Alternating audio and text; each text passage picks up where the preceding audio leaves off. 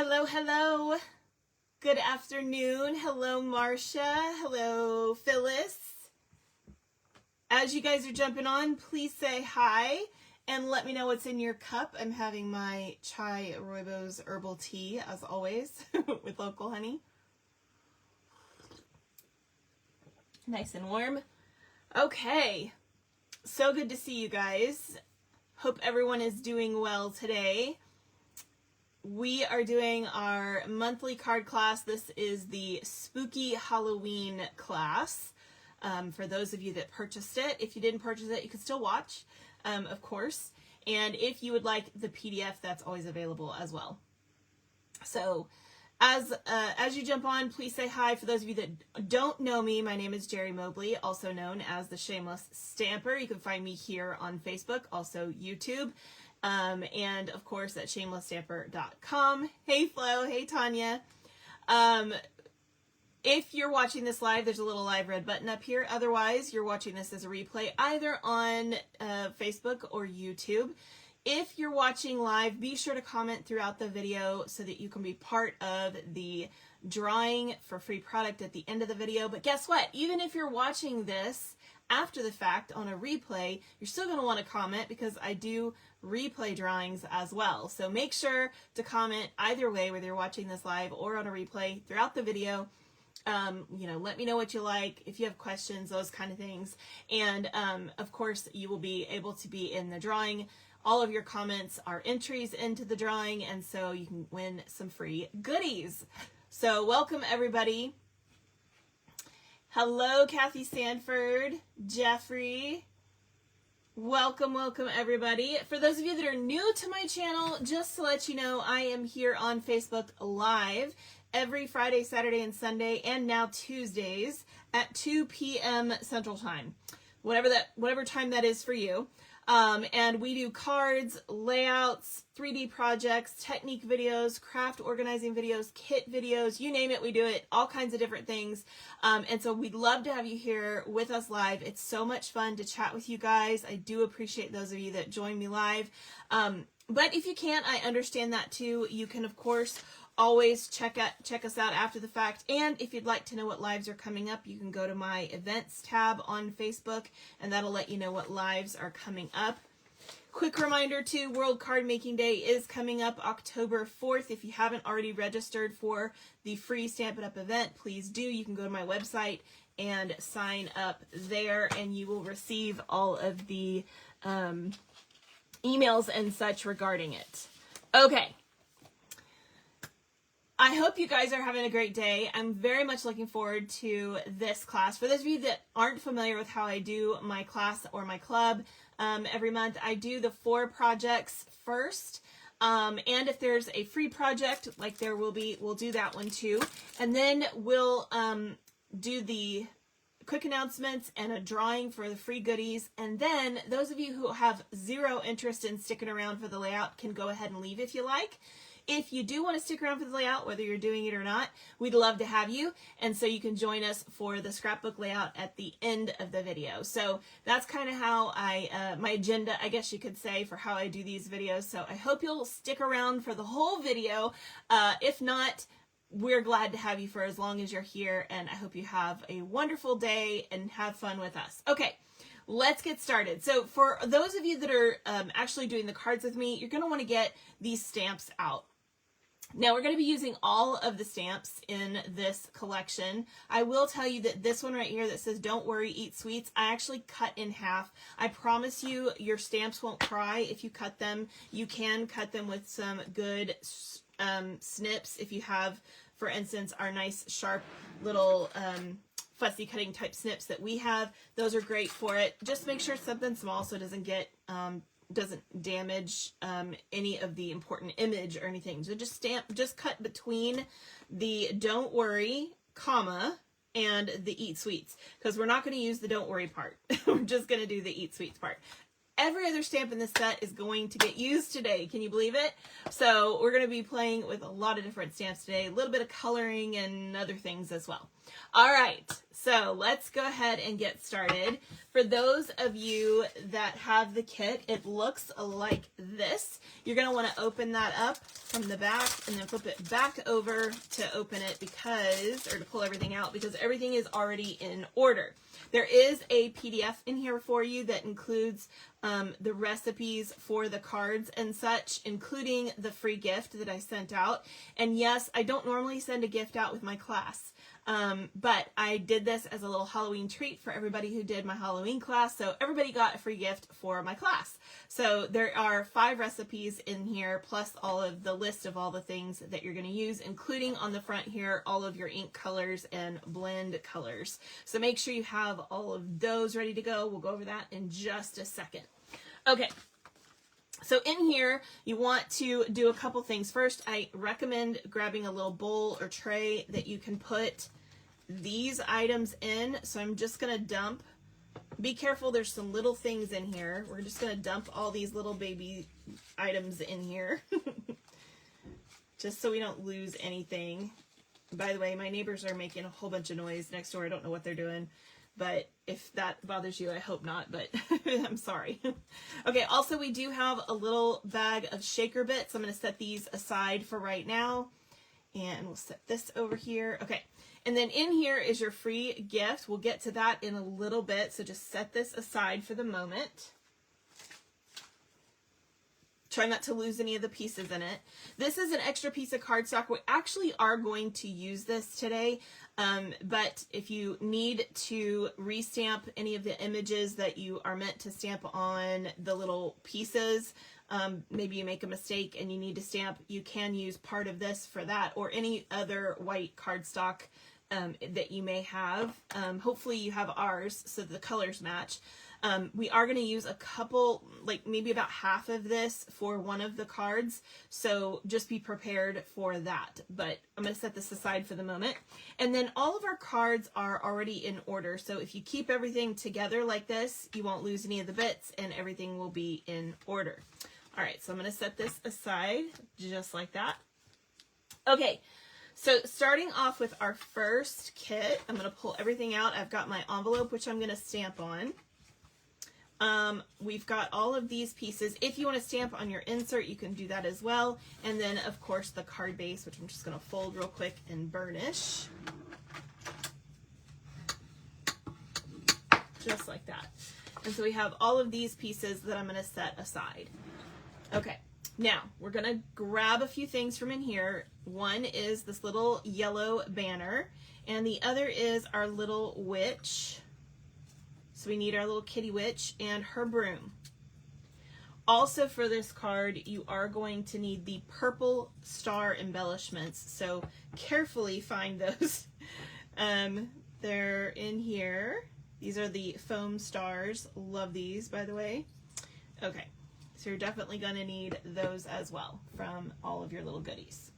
Okay, so we're going to start off by stamping our sentiment. So I'm going to put this up here. We're going to stamp our sentiment like, okay, first of all, I want to show you something.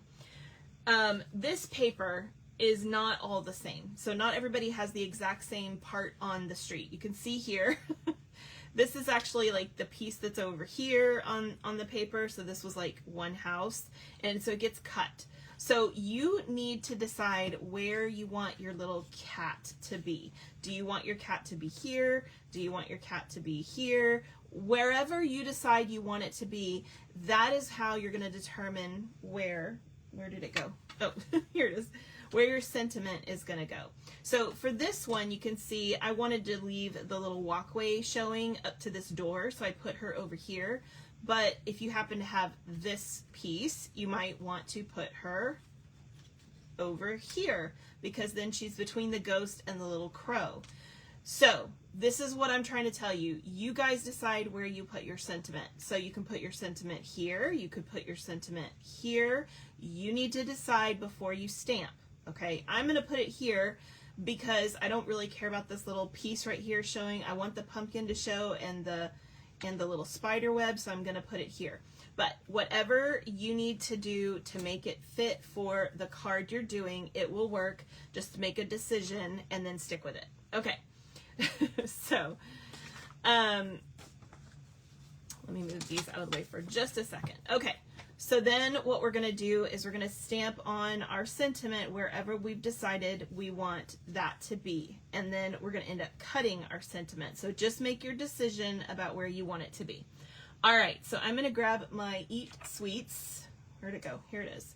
All right, now this is a curved piece. So you can put it on there basically straight if you want to, or because this is a clear stamp, you can play around with the way that it fits on the banner, whether you're doing it over here and you want to do it the other way, or you're doing it over here, okay? So that it'll have a slope to it.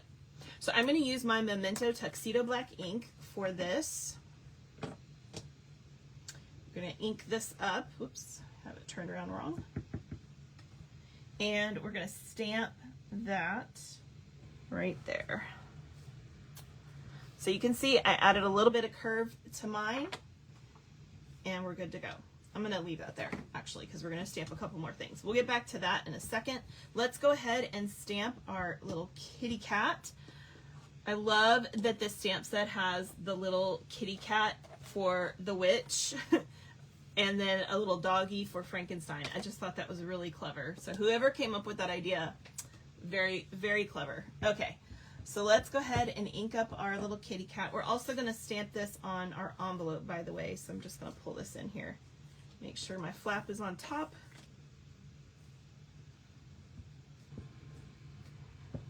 And I'm just making sure this gets inked up really well. And we're going to add her right here. Now, I will tell you that depending on how juicy your ink pad is, you may find that that little band on her hat is barely visible because you get a little too much ink. It's not the end of the world. It's fine. It'll still be cute. I'm just trying to line this up, hopefully. Not bad. I'm going to take it. Okay. So we'll set that aside, and we're also going to stamp on the broom. Now I've got a little tip for you. When you put a small piece like this, in particular through the die cut machine, sometimes you get these little bumps in the actual die, and so I just use my bone folder to kind of smooth those down a little bit, and I'll get a little bit better of a stamped image if I do that. So I'm just going to do that real quick to try to get that smooth. You can also run it through your die cutting machine without any dies. Just put it through between the two pieces that it would normally go between and run it through, and that'll flatten it out a little bit as well. Okay, so now we're going to use our little broom. Oh, sorry, I almost stamped that with that. We're going to do this with our pecan pie. Now, you can do it with black if you'd prefer. I like stamping this with pecan pie. So if for some reason you don't have pecan pie, feel free to do it with black. But I'm going to use pecan pie for this. That way my handle is brown.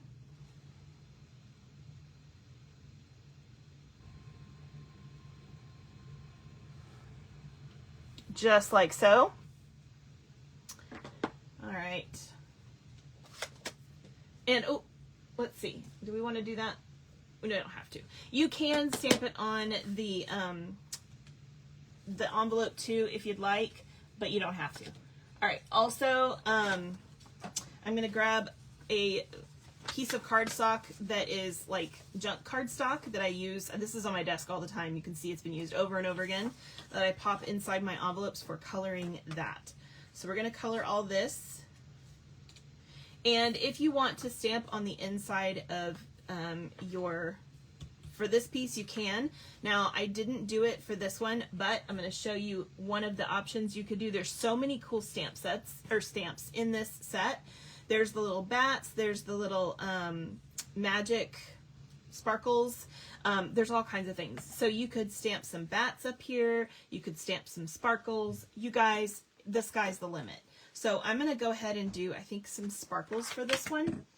And you could, of course, use a color if you prefer. Maybe you want to do the Petunia Pop or something like that. You can, of course, do that. I'm just going to stamp some sparkles, and I shouldn't be using this. I should be using my mat.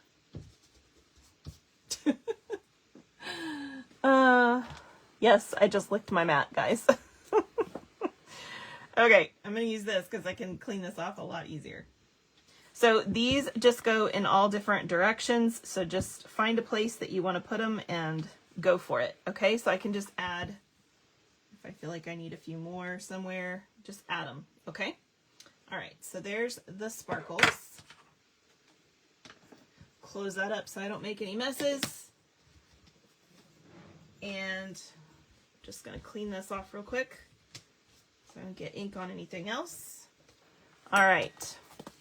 So now we can cut this. So I'm just going to pop this in here. Decide what angle you want it to be at. It doesn't really matter.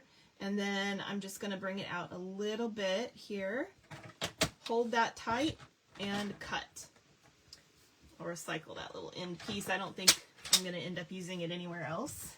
So that's ready to go. Now we're going to go ahead and color our little kitty cats and our broom. Let's do our broom first because that's really super easy. I'm going to take Daffodil Delight Light, and I'm just going to fill in the little bristles on my broom. Super simple, done. All right, that piece is done. Now let's do our kitty cat.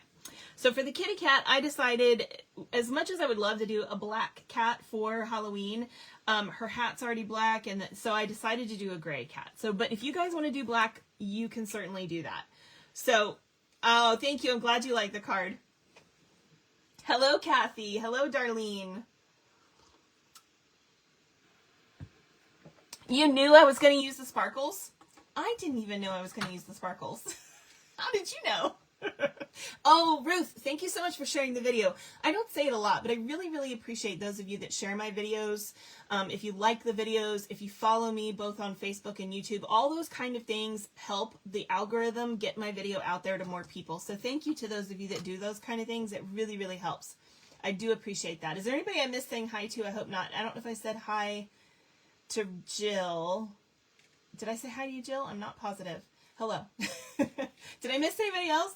Hello, Denise. I don't know if I said hi to you either. Okay, so we're going to go ahead and color the cat fur part first. So I'm going to use the Smoky Slate Dark, and I'm just going to, you can make a decision about, okay, first of all, before we do that, I'm going to just grab like a little piece of, this is like a piece of scrap that I had but it's our white cardstock, right? So I like to kind of look at my blends before I mess around with them and just see what is the color going to look like if I do different things, right? So I didn't want this cat to be very dark. So I actually ended up not using this for anything but I believe her nose. But I'm going to teach you a little trick to add shading if you haven't already seen me do this. Even if you don't use the darker color, it's a way to do it. In fact, in some ways, these two colors become many, many, many shades of this color depending on how you use them. So by using these two shades together, you can get lots of different variation. In fact, just by looking at this, you can probably see that it not only blends from this color to this color, but even where I only used this color, where I used it twice, it's darker than where I used it once. So that's what we're going to do.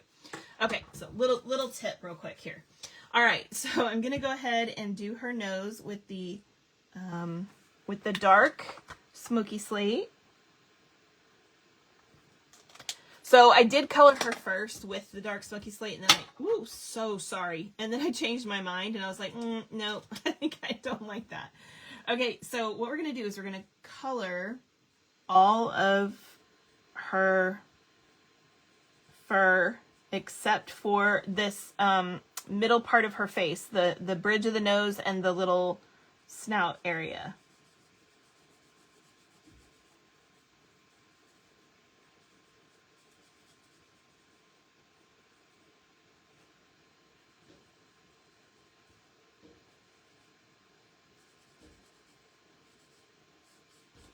I wish I knew what they were doing next door. They're making all kinds of racket. Okay, and then we're going to do her little paw, her tail,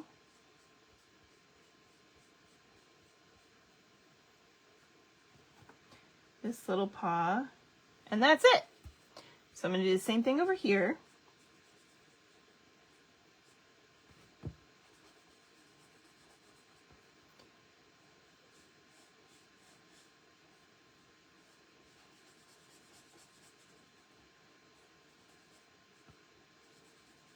So you can see I'm just going through,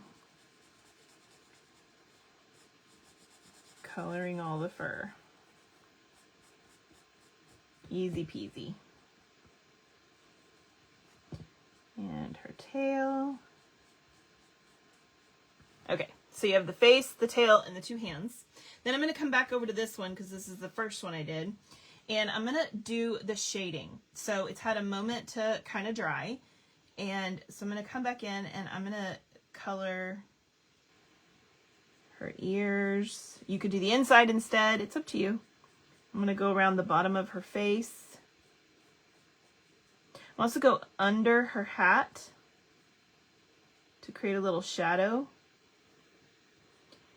And we'll probably do like a little bit of the tail here, just where it would be on the underside, basically. And that's probably about it. You could go under the snout too if you want to, like just to make that a little more pronounced. It's up to you, okay? So I'm going to do the same thing over here. And you can even come back and do it a third time if you feel like it's not dark enough.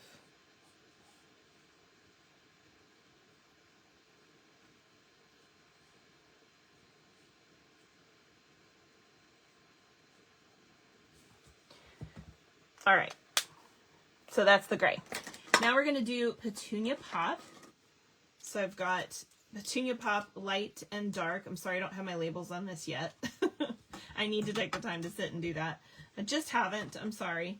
Okay, so I'm going to take the dark one first, and I'm going to do, I kind of decide where the sun is. And for me, the sun is always top right, unless there's a reason why it's the other way around. But most of the time it is. So anything that's going to be under something, on the bottom side of something, or the left side of something is where I shade. So under her chin, under her arm, a little bit here too in the armpit basically. The left side here will go under the underside of the shirt.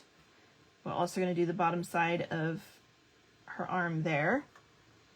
And we'll do this top part of the skirt because that'll be under the shirt. And then we're going to go along the bottom of the skirt.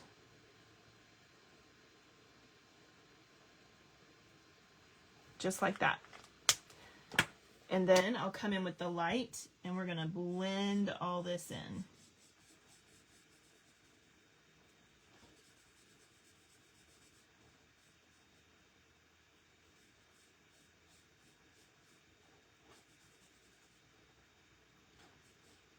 Make sure you go over the lines that you already did with the dark. If you don't go over them, it won't blend. And it'll leave a stronger contrast. Okay? So we'll do the same thing over here. If you have retired light rich raspberry, it seems to almost match Petunia Pop. I don't have Petunia Pop either. Well, that's a good question. Let me grab that.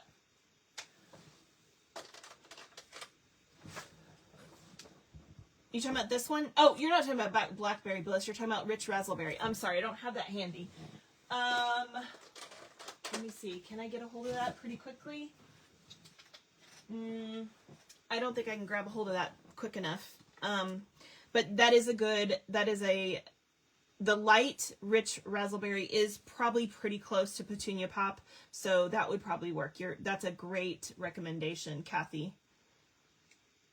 Who didn't have the Petunia Pop blends? I didn't see. Hey, Katie. I missed who said that. Oh, it was Tanya. Okay. Sorry I missed that, Tanya. Thank you so much, Kathy, for jumping in and responding to that.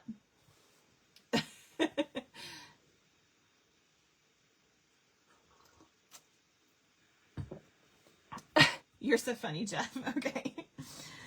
Oops, I've got the wrong end here. I like to use the bullet tip. Okay, so I'm going to go under the face, down the left side, bottom of the arm, armpit, bottom of the arm, bottom of the shirt. You can even do a little bit on this little Z if you want to. I didn't do that over here, but you know, under the layer of the shirt there, and then the bottom edge of the skirt.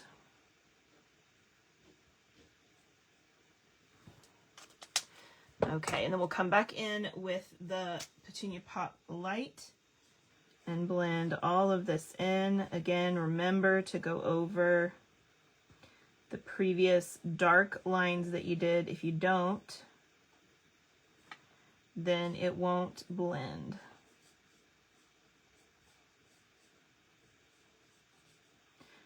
How many of you love it when your blends are like brand new and super juicy? Oh my gosh. So much. Okay. Ta-da! All right, then we're going to grab our Granny Apple Green. All right, now for the Granny Apple Green, I'm going to take the light and oops, I forgot something. Sorry, grab your dark Petunia Pop. Sorry, I forgot her shoes. We're going to do her little shoes down here at the bottom. Her little boots or whatever they are. With the dark Petunia Pop. Okay, so sorry. All right, so we're going to take the light Granny Apple Green first. Okay, I know this is backwards. Just trust me. Take the light Granny Apple Green and we're going to color her socks. So get all of the sock, the light Granny Apple Green. Do this one. All right.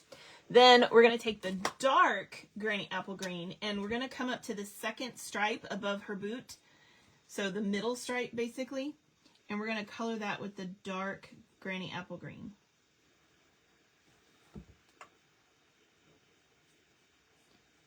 So we're creating little striped. Now, if you want to go back over that again, you can. It is not necessary, but if you want it to be even darker, you can do that. All right, so our cute little kitty is done. So cute. I was saying you forgot her shoes, but you didn't hear me. No, I'm sorry. I didn't hear you. Oh, is it raining there?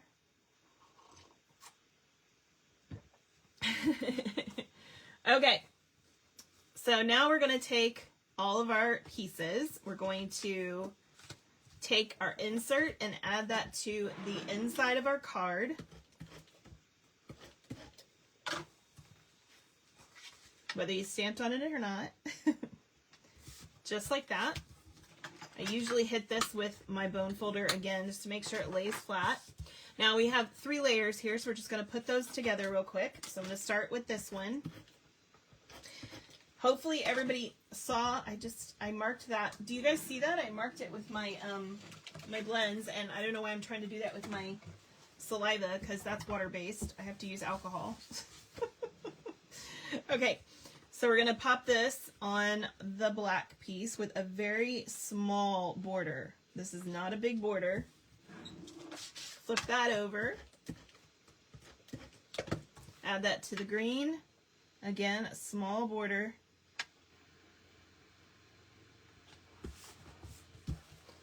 And one more time. Don't you love the layers? Because I sure do. And we're going to pop this on here in the center, just like that. Now, wherever your kitty is going to go, find that place. We're going to go ahead and add dimensionals to our kitty cat. If you want to ground her, you can. It's up to you guys. I ended up not doing that with this image, but you totally can.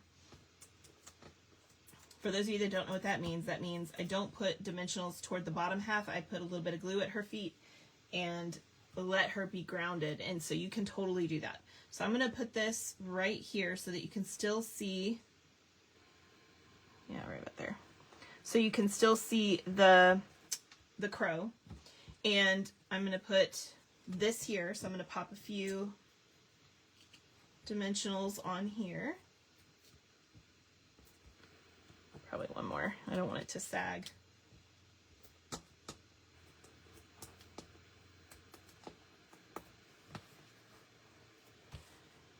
And I'm just going to put this right at the edge of that, just like that. That's perfect. So you can see they're a little different because they're different pieces of the walk, right? Okay, and then her little broom, we're going to add, I'm going to put the handle behind her hand. I know that's a little funny, but it looks really weird in front of her hand because her hand just disappears. So I'm just going to do that. It kind of works that way. But I'm going to take one of my little edge pieces that's like half of a dimensional, and I'm going to add that to the little broom part. And then I'm going to pop that underneath. Like so. If you want to add some glue between her hand and the broom, you can put a little dot of glue there. You don't have to, but you totally can. So we have all of that. Now all we're going to do is add our stars. So whether you have your banner on this side or this side, depending on what you choose to do, you can see they're all going to be adorable no matter what, right? So then I'm just going to take my stars here. I'm going to add a big one there. We'll put the medium one down here. And the small one up here. Just like that. So around the sentiment, whichever way you did your sentiment. So what's super fun about this is everybody's is going to look a little different because there's 3 different card fronts. So depending on which one you get, where you put your pieces, it's going to look a little bit different. So there is our first card done. Ta-da! So cute, right? Okay. I don't know which one I like better. I like them both. They're so cute. I like, this one has more orange on it. So if you like orange, that definitely has more orange on it. They're just so cute. Okay. So that is card number 1. All right. Card number 2 is super fun. So this is card number 2. This technically has not really anything to do with the stamp set other than the fact that we're going to use one of the sentiments. But it's super cute and I wanted to do it. So here we go. So take everything out of here. We've got our envelope. We have our insert, which we're going to put with our, you can stamp on this if you want to. I'll show you a way to do that. And then we have 2 pieces of white. All right, so here's what we're going to do. The first piece of white we're going to cut. So we need to do that really quickly. And we're going to cut this down. I didn't do it for you guys because it's just one less cut. You guys can do it easily all together at the same time. So we're just going to cut this at 4, like so. Okay. I'm just going to recycle that little piece. All right. So now these 2 pieces, I'm going to set aside for just a second. We're going to stamp first on these 2 pieces just to get that out of the way. So for this one, I think I'm going to use, you can either use the bats or you can use the sparkles. You can see here I did the sparkles. After the fact, I was like, maybe I want to do this the bats. So that's what I'm going to do this time. I'm going to show you that. I'm going to take the bats and we're going to take our black ink. And you guys can do whatever you want with this, by the way. Hold on, let me grab a sheet to put under here. Just a piece of scratch paper will do. And I'm just going to put some bats flying up at the top. That's it. Okay? So that's my insert. And then for your envelope, you can do something similar. You can put a few bats in a couple places. Here's one way you could do it. You can put bats all across the bottom, or you could do something like this. Now you're going to use probably a like a return address, but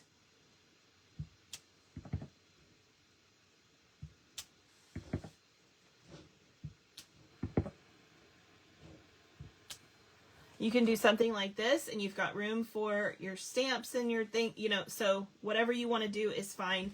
Either way works just fine. Okay, so there's our envelope done. Lots of different ways to do it. Okay, I'm going to set this aside for just a second. We're going to come back to the black ink in a minute, but for the moment, we're going to grab our smoky slate, because that's the next ink we're going to be using. So now I'm going to come back to these two pieces that I had. So the one I cut, which is now 4 inches wide, and then this one here. We're going to start with the 4-inch wide one, and what you want to do is pull towards yourself on the end like this and create a ripped edge. You can give it to your mom. That's right. It's a great mom card. But you know what? Everybody loves it because it's got those cute little Google eyes, and I mean, it's just cute, right? All right. And we're going to do the same thing on the bottom. So I'm not trying to take off a lot. I'm just trying to create a ripped edge. And I'm keeping this thumb close to this thumb to make sure that it is a controlled tear. I don't want it to go all wild and crazy. I want it to be pretty controlled like that. Okay? I think I'm going to add just a little bit right there. Okay. So that is what you end up with. All right, so I'm going to set that right here. Now we're going to come over to this one. All right, so this is where we decide about how wide we want to do our strips. So with this piece, you can get 4 to 5 strips. It's up to you. So what I'm going to do is I'm going to start on this end this time. This is the long end, and I am going to tear this. I'm going to try to get it as close as I can.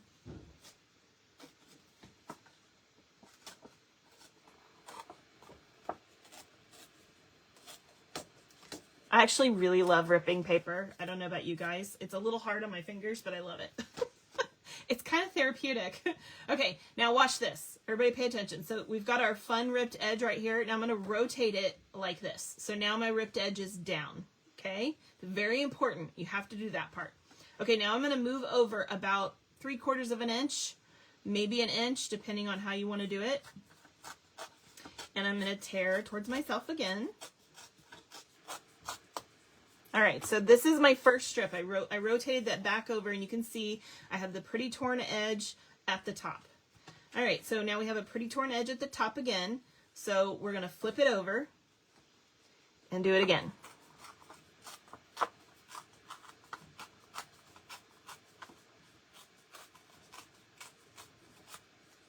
And flip it back over, and you have a torn piece. Pretty torn edge at the top, flip it over. You always want that torn edge there to go to the bottom when you start to rip.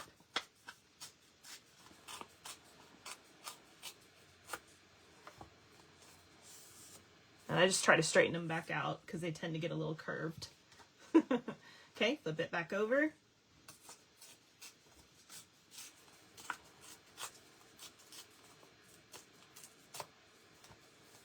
So you can see I'm getting about 5 strips from this. You're going to need probably 6 strips. I used 1, 2, 3, 4, 5. Yeah, I used 6 strips, but it's up to you. So I'm going to rotate this now.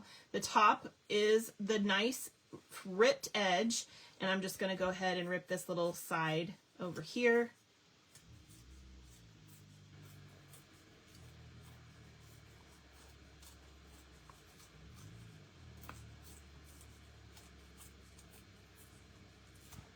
Just like that. So I have 5 strips here. I'm going to go ahead and make one more. So I'm going to take this piece that was the extra one that I gave you, and we're going to go ahead and tear the edge.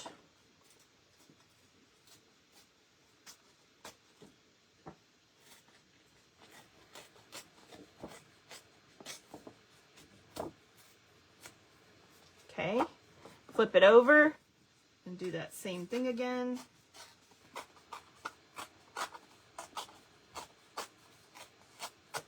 All right, so I'm going to set this aside now. If I need another one, I can always make another one. All right, so we have 6 strips plus this piece. So now we're going to grab our smoky slate ink. No, we're creating the fun, like, old gauzy mummy look. That's why we're doing the texture. Because without it, you'd have like straight cuts, and so it wouldn't look like a mummy. Like, the whole point is for it to look like a mummy.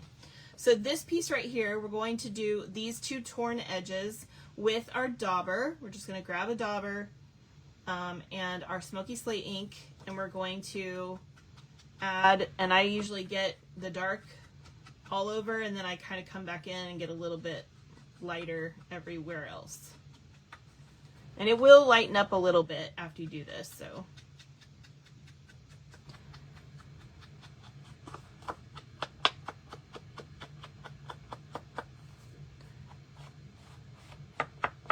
But basically you want it to look mussy and dirty and old, right? You could also choose to do this with like crumb cake if you wanted to. It's going to look a little more yellow, so I actually went with gray just because we were using black for a background, but that works too. Okay, so now I'm going to do the same thing to all these strips. The edge doesn't matter. You want to do the torn side. So we're just going to, and make sure you've got the ripped edge looking up.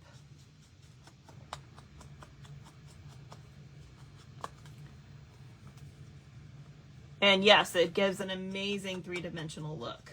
And it is 3 dimensions because we're actually using strips to create this mummy, which is super cool. Besides, mummies aren't clean, y'all. If you put just white strips on there, it's gonna look, it's not gonna look right. Unless they're freshly made, they're not gonna be clean. And I don't think they do that anymore. I don't think it's legal anymore. I don't know. Is it? Do you guys know? I don't know. I've never looked that up. I don't think they can do that anymore.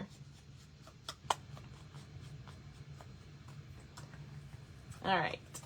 So just keep on going through all of your pieces. Let's see, while we do this, I know it's super weird sometimes when we do holidays and we're always ahead, right? So I have to always be ahead of the holiday so that you guys have time to make it, create it, get it out, you know, all the things, right? And so it's so funny to be thinking about Halloween already when it's just like the beginning of September, but it's, you know, it's the nature of this crafting thing we do. We always have to be ahead of the game. So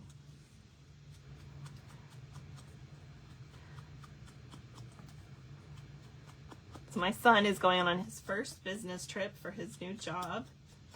He's going to be gone. My husband's gone right now. He's gone on a business trip, and just not too far away from here, for the weekend. And then he comes back, and then my son turns around and leaves. So a little chaotic over here at the Mobley house.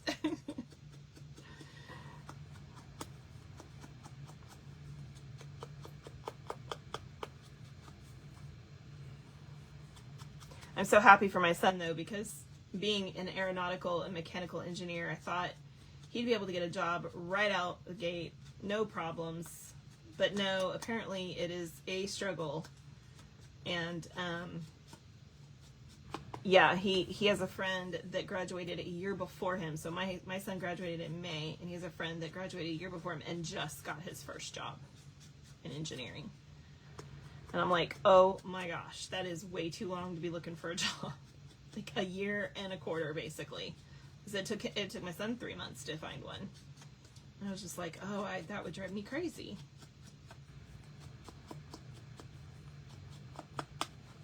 Okay, so once you have all of those done, and if you don't, that's okay.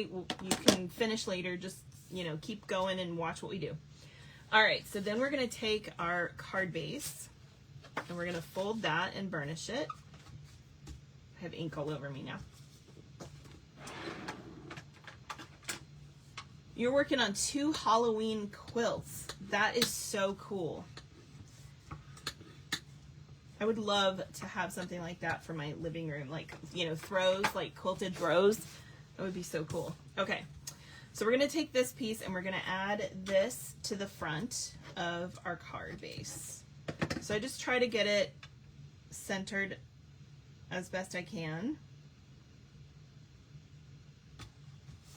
This is such an easy card to do, and you could use any sentiment. If you want to put Happy Halloween, if you want to put, you know, if you have some other stamp set, you want to use a sentiment from it, maybe it says boo, you can do that too. We do have a boo die, which I considered using on this card. Right here you can see. So if you happen to have that die and you'd rather put boo on yours, you could do that. Or eek, because it has that too. But I decided I was going to go ahead and use one of the sentiments on this, so that's up to you.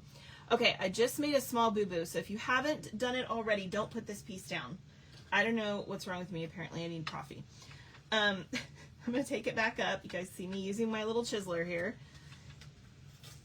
I'm going to take this back off. That was my bad. I'm getting ahead of myself is what's happening. Okay.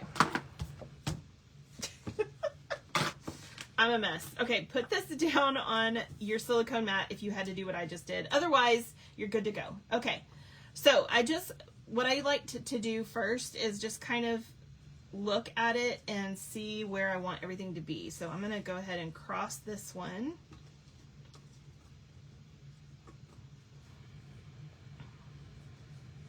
Underneath that one. So do a little bit of crisscross there. Most of my strips are basically going to be going this way, but I need a few of them to not. So you just kind of have to kind of play with it and see what you like. So I think this is where I'm going to put the eyes. So I want a little open space to kind of be where my eyes are going to go. So let's see, what if I turn it this way? That might be better.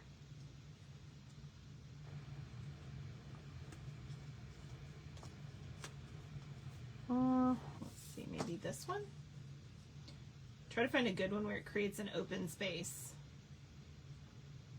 I like that one. Okay, so we're gonna do that one.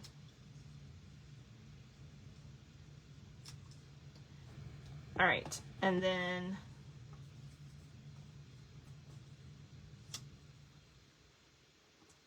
that over. We'll add one down here.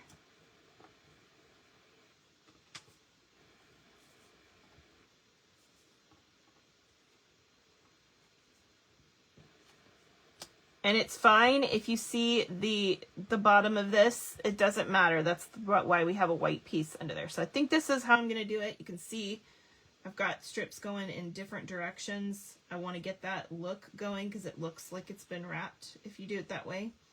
So yeah, something like that, and just leave a spot for the eyeballs, okay? So I'm gonna start with this piece here. And I'm going to add some adhesive, and then I'm not going to push down yet because I want to make sure I have it exactly where I want it before I do that.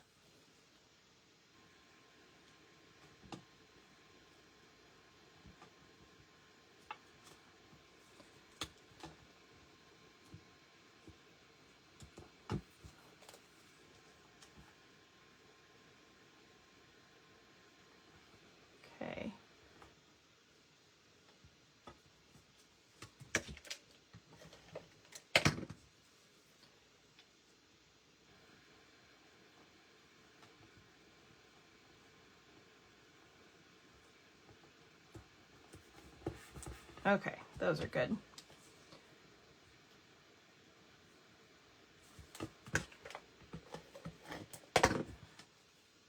What's that easy?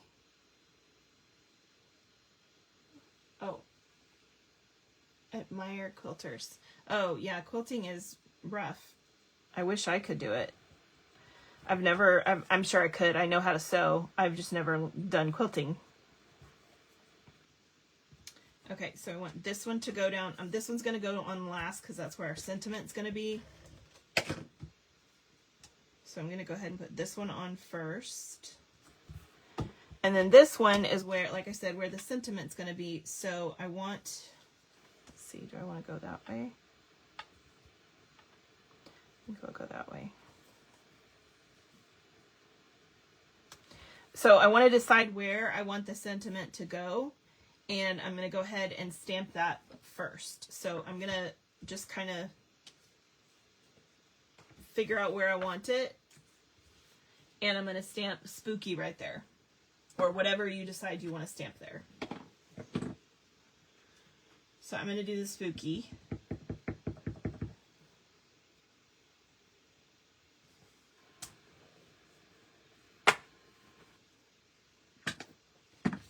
Okay.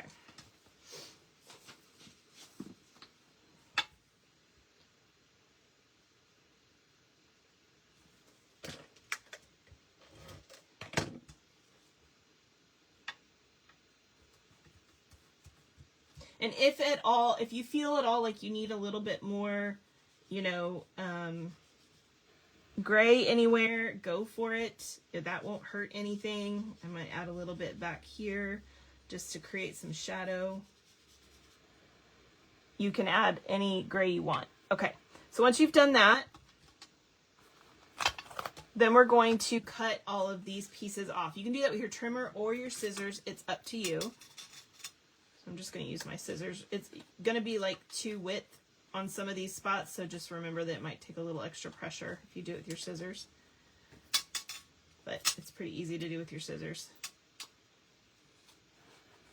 This is the thinner white, so it is pretty easy to cut through, even when there's 2 layers. All right. So once you have that, then you can bring your card base back over that let's see, I might add a little bit more adhesive since I messed that up.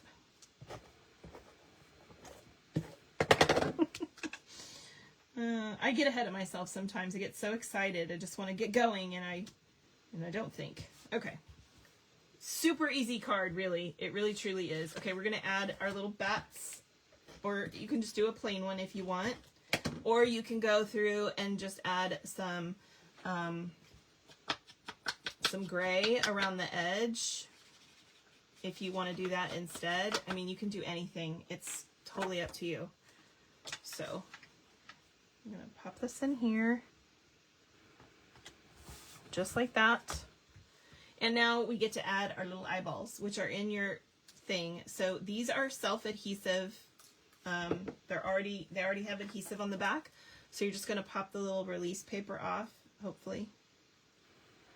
Sometimes it's hard for me to get. These are not Stampin' Up. I bought these on Amazon. We have had them in the past, but the ones that we've had were too small for what I wanted. I wanted these bigger ones. Oh my gosh, I can't get this one. When you struggle with the release paper. Why are you not coming off? Come on. Oh my gosh.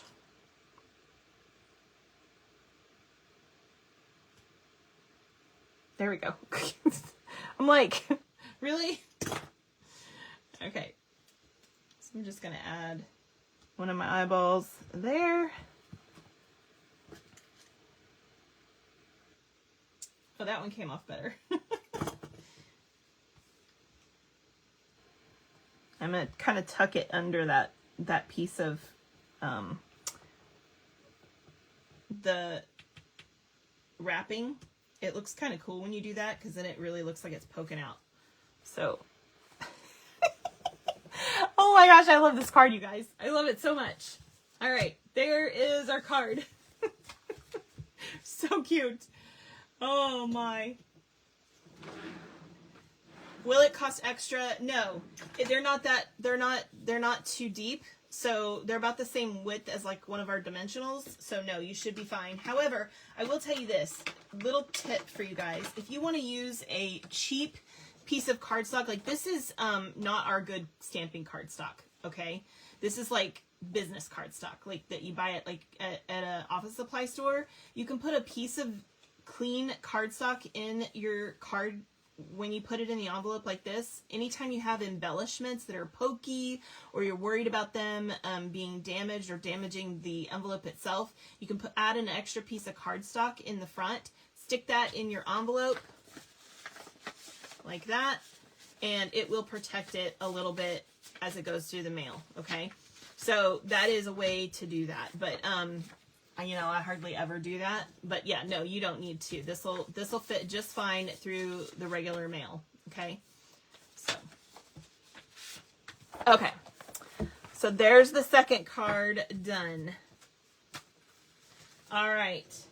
Number 3 is a fun fold. We gotta love our fun folds. So you guys, this one has the ribbon that ties it all together, and then you open it like so. You can add more pieces of, you know, designer series paper in here if you want to, but I don't usually bother with the inside of my card that much. Like, I do this part, but I don't usually worry about my flaps in general. But you can, or you could add more white if you wanted to say more. I mean, it's completely up to you.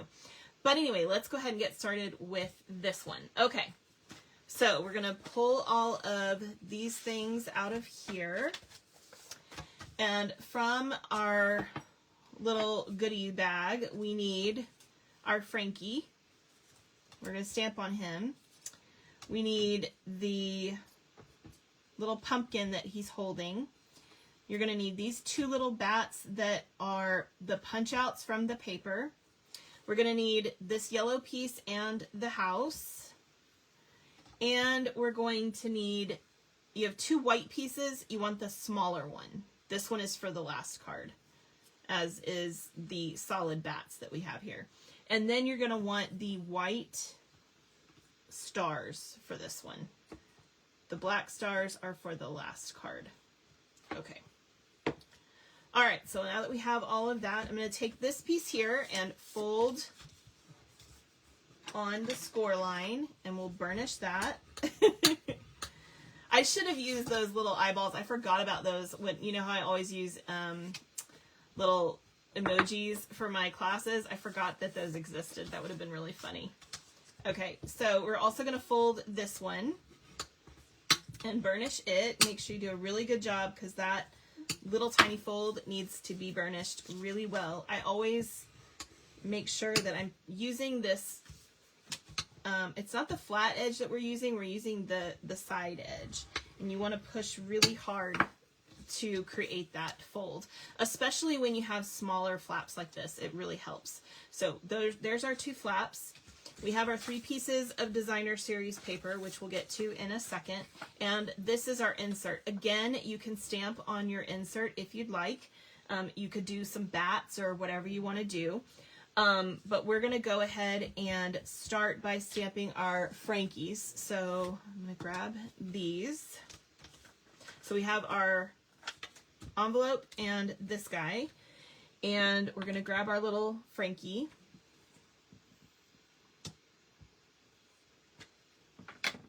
Oh, that's good, Terry. How are you?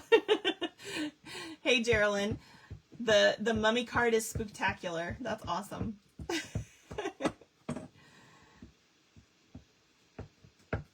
Okay. So I'm going to stamp my Frankie here. If I can get a good ink up of him on the front of my envelope. And I'm going to stamp here.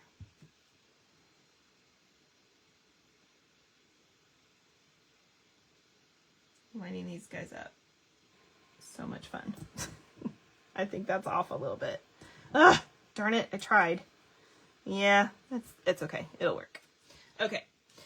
Also, if you want to do bats, for instance, on this, like we did before,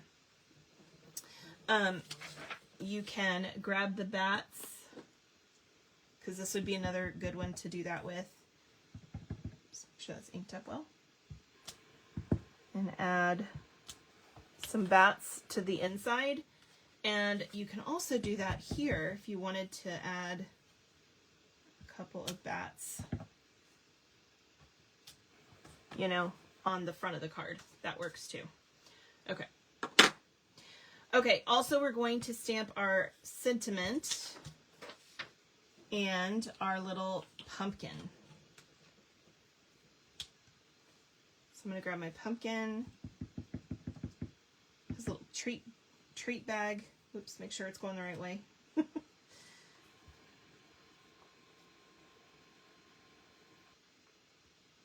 These studio lights always make it hard for me to see where I'm stamping.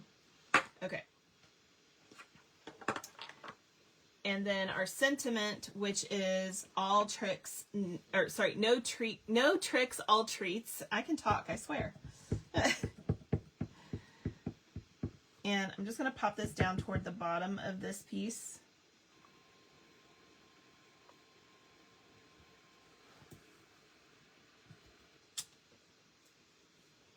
Because we're going to be fussy cutting this. Okay. So we'll get to that in a minute. We're going to color real quick.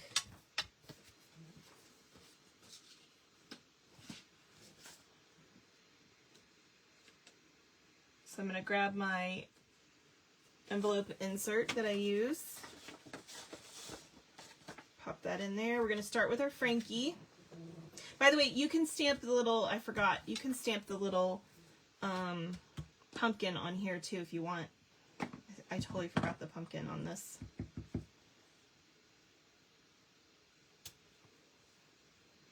I just try to put it kind of at the bottom of his hand so it doesn't look like it's going through his hand.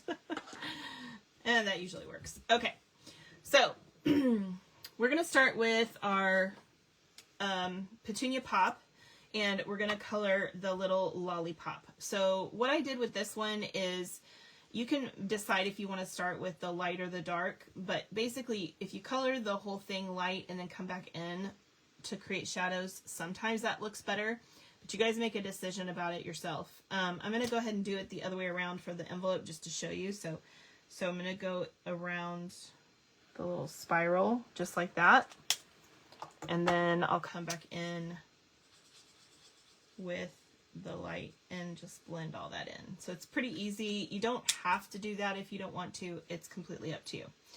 All right, so we'll do the same thing. So I didn't mean to have that mat out here. On the one over here, just adds a little bit of depth to it, but you can just color it with one color if you prefer. It's not going to make a massive difference. Okay. Then I'm going to grab my pumpkin pie. So obviously we're going to do our pumpkin with this. So our little pumpkin, I just do the dark on the lines.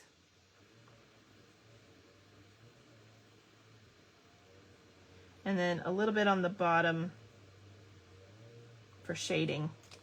And then I'll come back in and color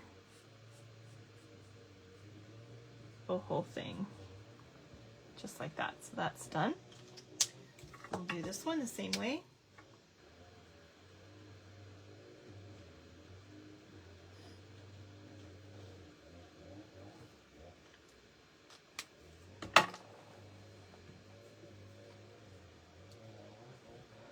I thought, wait, what? I missed something. Oh, googly eyes. I have tons of googly eyes. I love them. They are great for shenanigans. Okay, I gotta tell you something really quickly. I should have grabbed it before the video, but I didn't, and it's out in the garage, so I'm not gonna mess with it. But you can buy these googly eyes that are about this big, and they glow in the dark, and they're adhesive, and you can put them on your trash can. It's hilarious, or your mailbox, or whatever. And then your mailbox or your trash can or whatever has googly eyes, and they're glow in the dark. So people see those when they're driving down the road. It's so funny. You might get in trouble if you put it on your mailbox. I don't know. No, because you can paint your mailbox, right? So I would think it'd be okay. But yeah, I think they're hilarious, and I love using them.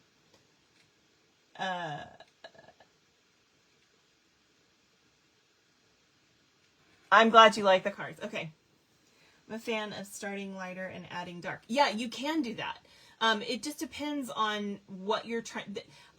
For me, it depends on what I'm trying to do. If I want it to blend in, then I want to start with my dark and use my light one to blend. If I want it to stand out, then I'm going to do my light first and come back with the dark.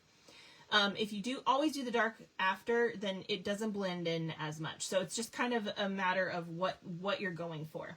So I want this to blend in a little bit more, so I do the dark part first, right? which is more often than not the case, but there are times when I want to do something different. So yeah. Okay, so back to the dark. Now we're going to do his shirt and his stockings. Now I'm going to do his stockings the same way I did the other one, where I'm going to end up doing one stripe dark and one stripe light. So this top stripe that's right under his shorts is going to be the dark one. Okay. Also, I realized later after I did this one that I did his pants in green, and I didn't mean to do that. I meant to do them in purple. So we're going to do that in purple, and I forgot about it. So we'll do that in just a second. But for right now, we're going to do his shirt. So we're going to do, I'm going to, like I said, do the left side and the bottom side of things. Anything that would be indented, if you have something you want to draw attention to, like that little X. I'm going to do the neck of this too, and the bottom side of his sleeve. Okay. And then I'll come back in and color all of this in, and making sure to go back over the dark so that it blends in. Like I said, if you come back and you do the dark after, it's going to be stronger than if you do it first and blend it in. And honestly, I should have done right under his neck too, so I'll show you the difference there. Come back in and do that. Okay, so I'm going to do the same thing over here.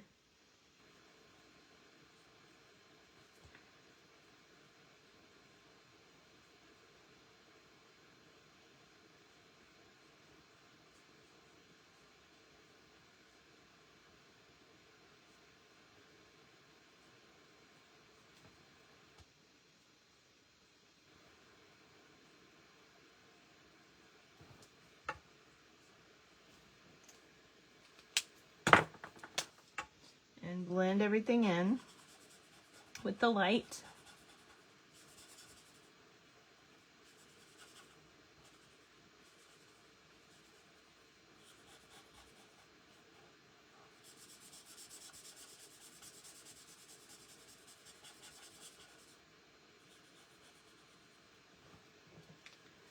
All right, oops, I forgot to do the dark right here on that top little part of his socks.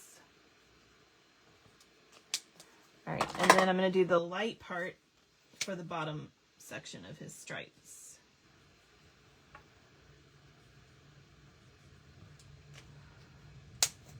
Grab that petunia pop again because we need to do his pants.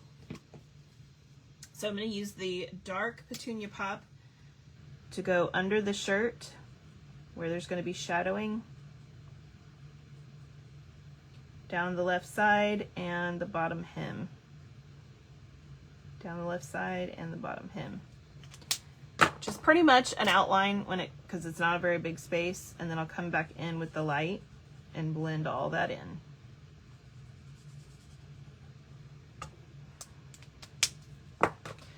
Same thing over here.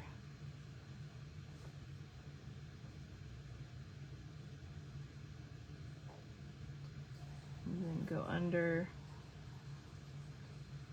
shirt area. And blend it all in with the light.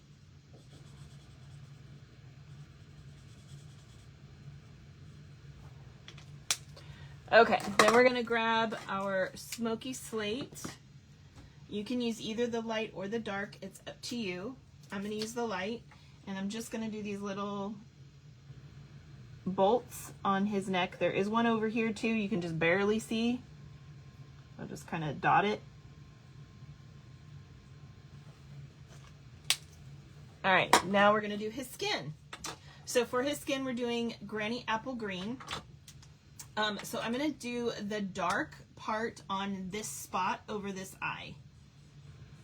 Okay, and then I'm gonna do the same thing for all of the marks that I want to accentuate, or like this right here, his little stitch. Also for any shading. So I'm gonna do all the shading that I want to do with the dark. Do his little mouth there too. Maybe his eyebrow. I'm gonna go under his neck here with the dark. And yeah, that's probably it. Okay, and then we'll come back in with the light. Make sure you go over the dark part except for his eye. This little eye right here that's dark, leave that alone. Don't go over it. You don't want to blend that in. You want it to be strong.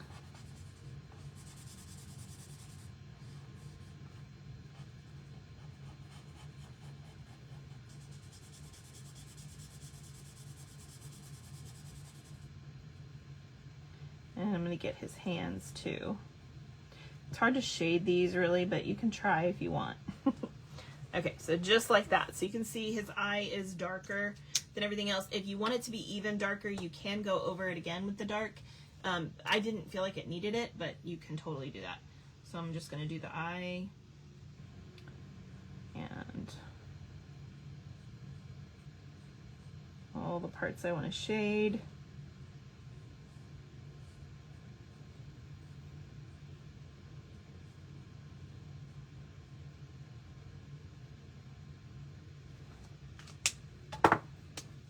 Come back in and color everything in, blending everything as we go.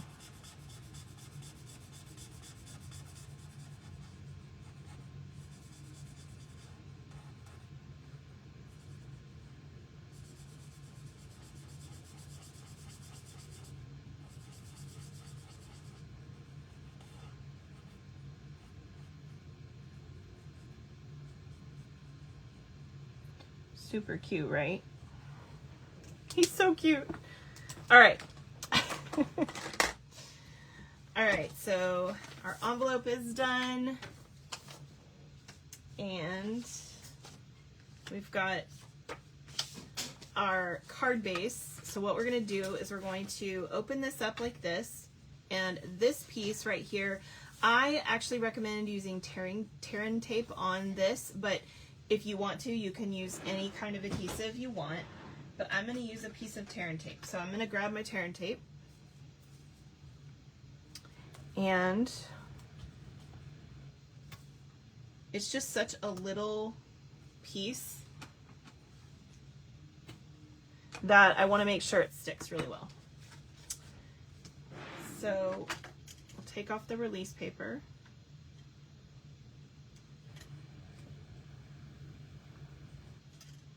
Oh, did Katie have to go?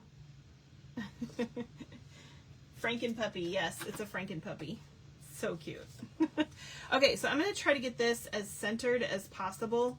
So I'm just going to go ahead and bend it. And I'm going to try to center this. You got to be really careful with this. If you use tearing tape. That's the only thing about it. If you use like green glue, it's probably easier. So I'm going to try to center that as best I can on the right side of the card so that I get this thing going, right? Then I'm going to take our orange piece and we're going to add adhesive to that. And we're going to pop this in here so that it's centered. Just like that. And then we've got this piece, and we just want to make sure that this is going to be behind this piece, centered behind that.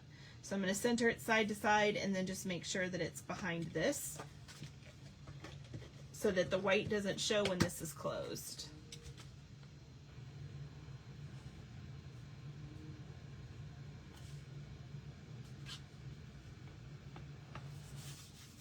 Just like that. So now we have our flaps. Okay, then we're going to take these two pieces and add these to the flaps. Now this does have an up and down, okay? So I had to be very careful how I cut this because the bats are flying upwards, so you do want to make sure that that is going the right direction and not upside down. Because then you'll have to take it off and you'll be upset. So just make sure you check that before you start. So we're going to pop this on this little flap here. And on this flap, we're going to do the black side. Like so. It should line up with the orange.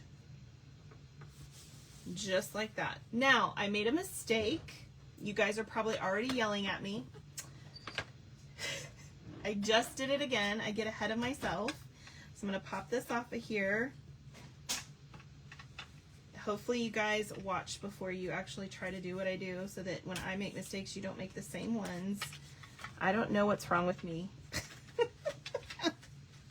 I'm a hot mess. Y'all know that. I am. I'm a hot mess. Okay. So little Miss Hot Mess over here got ahead of herself. All right. So before we put that on, we're going to add another piece of tear and tape. And you want to come in a little bit from the edge, and we're going to add a little piece of tear and tape there. And actually, I'm going to do the same thing here. I'm going to add it just to the center right here. Okay. Why? Because we're going to add some ribbon. And so this is going to hold the ribbon really well.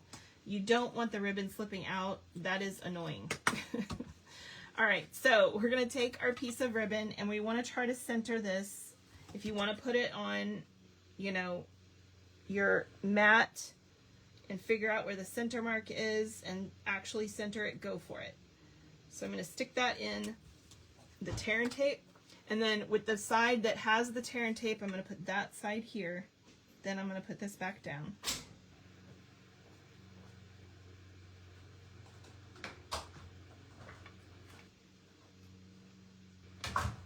Once I get it straight. There we go.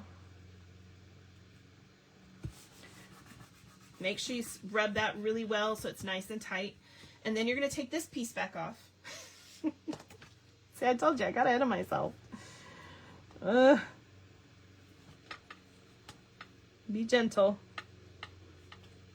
I hope you guys all have a little chiseler. Okay. Now, again, I want to make sure my bats are going the right way. So when you're looking at it like this, your tear and tape's going to go on this side. So I'm going to add it to the center of that side. And then for this, it's going to be over here. So I need to add it to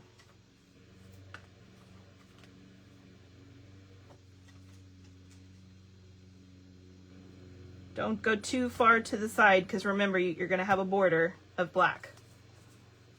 All right.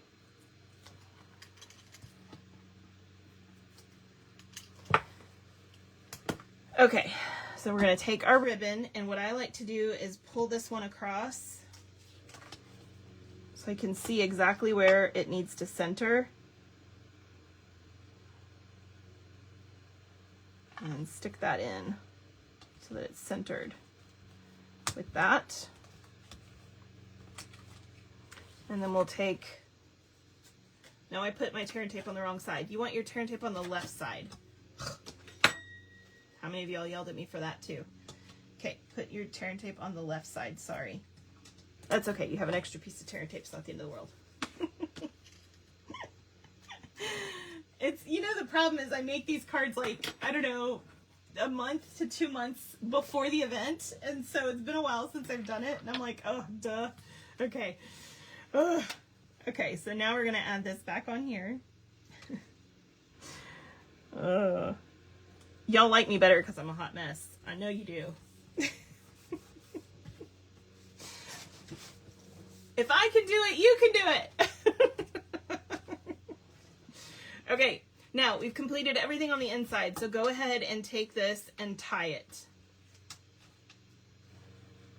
It'll hold it down while you're doing everything else. And if you want to tie it nice and tight, a way to do it is to take your tweezers and have them be your extra hand, right? So hold it and then add your bow. Oops. I have to use tweezers to do this. Okay. And then you can pull that out and then hold your knot while you're pulling your tails out.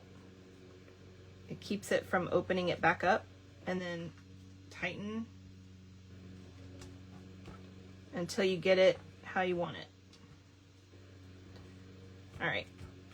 And then you can, and I wouldn't cut off too much. It makes it harder to tie it back, but you can trim your little ends so that you have a cute little bow there. Okay. All right. Now let's do the rest of this. Okay. Ugh, if only I wasn't a mess, right? It would be so nice. Okay. So grab your silicone mat. Let me put my tear and tape back because I don't need that anymore. All right, so we're going to grab our silicone mat.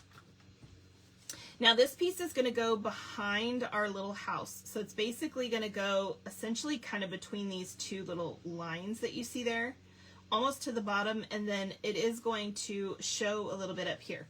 So what we're going to do is we're going to take our house, and we're not going to worry about putting adhesive behind this part. We want adhesive on the tower and then above this window and below. Everything else leave fine. So what we're going to do is we're going to add adhesive here.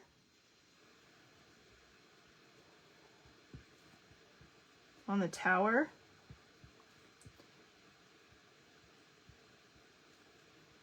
And then like around this window and this window. You have adhesive in those places, you're good to go. So then we're going to take this piece and we're going to add this on top of that.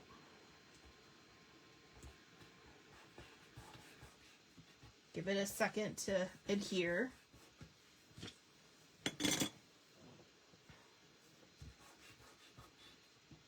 I'm going to flip it back over, and I'm going to take my little trimmers. I'm just going to go under here. So you can see there's no adhesive right there because I only went a little bit above the window. And I'm just going to cut over to there, and then I'm going to come up here and cut down. So I'm a little behind. You can see all the black is showing. So I'm a little behind when I'm cutting that. And then I'm just going to make sure everything's still attached really well. And now you have a lit house. Okay, so then we're going to take this, we're going to add some adhesive to our house, and we're going to pop this over here, like so.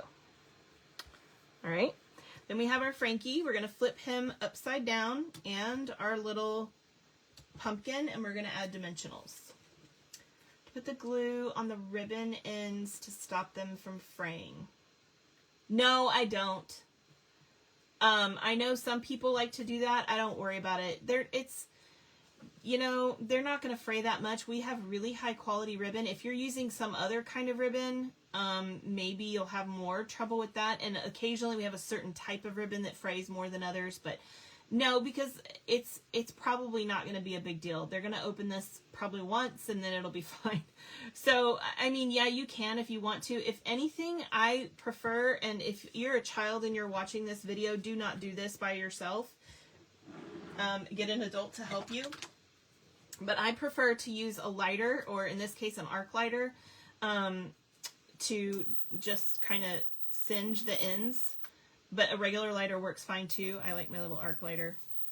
So I singe the ends, and that, if I feel like I need something, I prefer that, because that usually does a good enough job to keep it from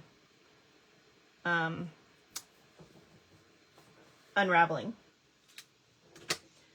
Okay. If you're not an adult, have an adult help you with that. Please. I don't want any kids starting fires. All right. Let me tie this one too so that you guys can see it, the end product here.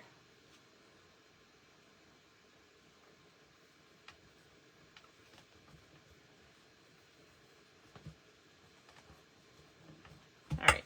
There we go. Okay, so now we're going to take our little Frankie and we're going to add dimensionals. Did I mix any other, it's great to see how I fix my humanity. Yes. Did anybody have any questions that I missed? I'm so sorry if I missed your question. Sometimes I don't see it because I can't see it from Facebook. Sometimes it just goes by too fast.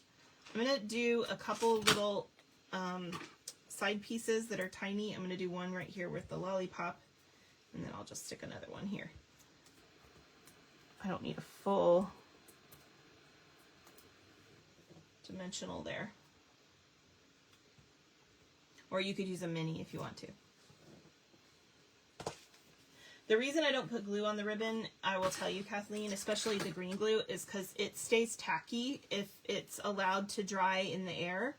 And there's a reason for that, and you can use it that way in a certain setting. But this green glue, you don't want to add that to the end of your ribbon. It's just going to make it sticky. So, okay. So now we have our two little pieces here. If you want to glue the little pumpkin to the hand so that you know where you're putting it, you can. It's a little too much glue. Sorry, I'm going to dab that off.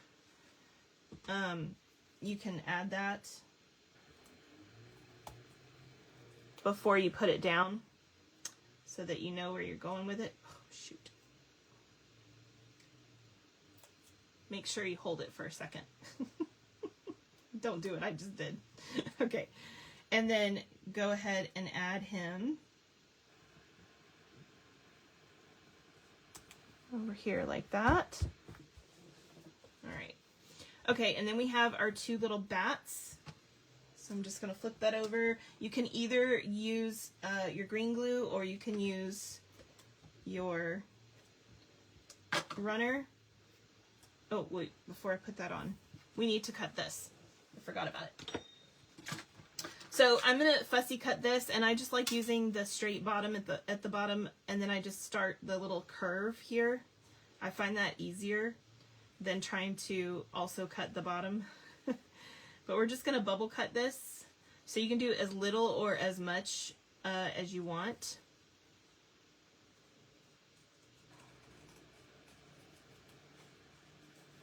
And I kind of lean towards the less. Especially since this is all caps, it's really easy to do.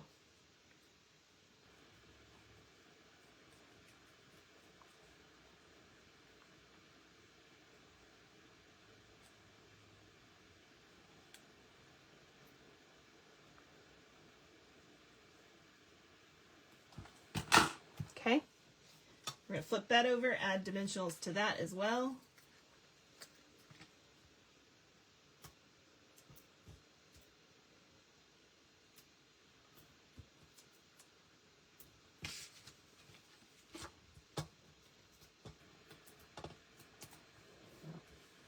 I'm going to pop that up here in the middle of the sky. We're going to take one of our bats and put it up here, and the other bat right there. And then we have our little stars. I have a hard time getting them off of this thing. Ah! So I've got the large one right there.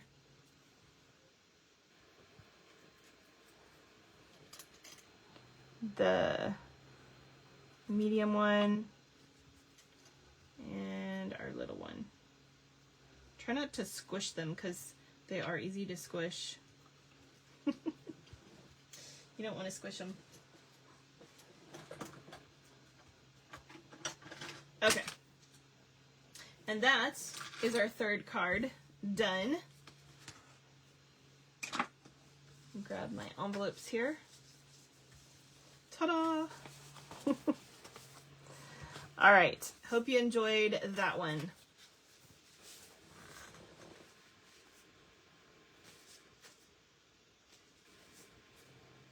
Sorry, I got that mixed up for a second. Okay. And our last card is our shaker. So we have a bunch of really fun things in this one because we've done some kind of fun creative stuff. We've got a shaker, we've got a fun fold, all kinds of different things in this class. All right. So we're going to be stamping on our envelope. We're going to stamp on this white piece.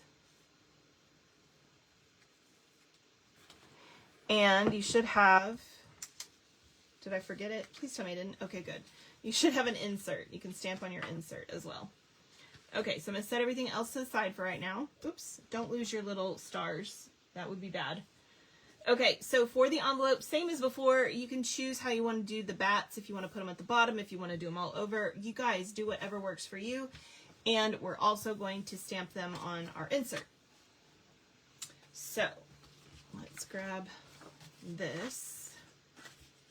And I'm going to grab my black ink and my bats.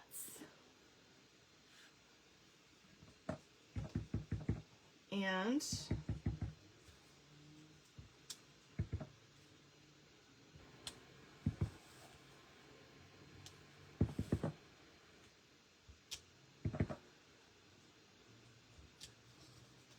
maybe something like that. Totally up to you guys. Okay, here we go. And then I'll do this side, or our envelope rather.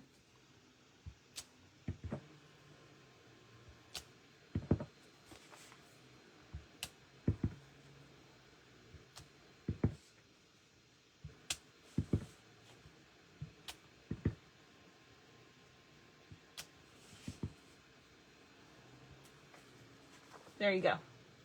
Okay.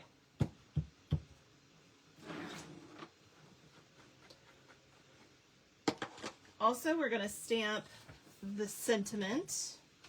And again, we're going to be doing a bubble cutout for this, so I do put it toward the bottom. So we're going to do Happy Halloween. Your favorite card is which one, Kathy? This last one or the one we just did?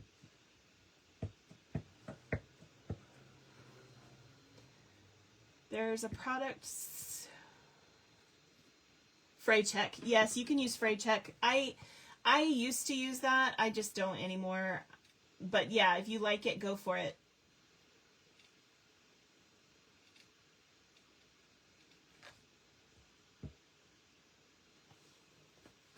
The stars are great. They're really cool. I absolutely love them. Probably because they're glittery.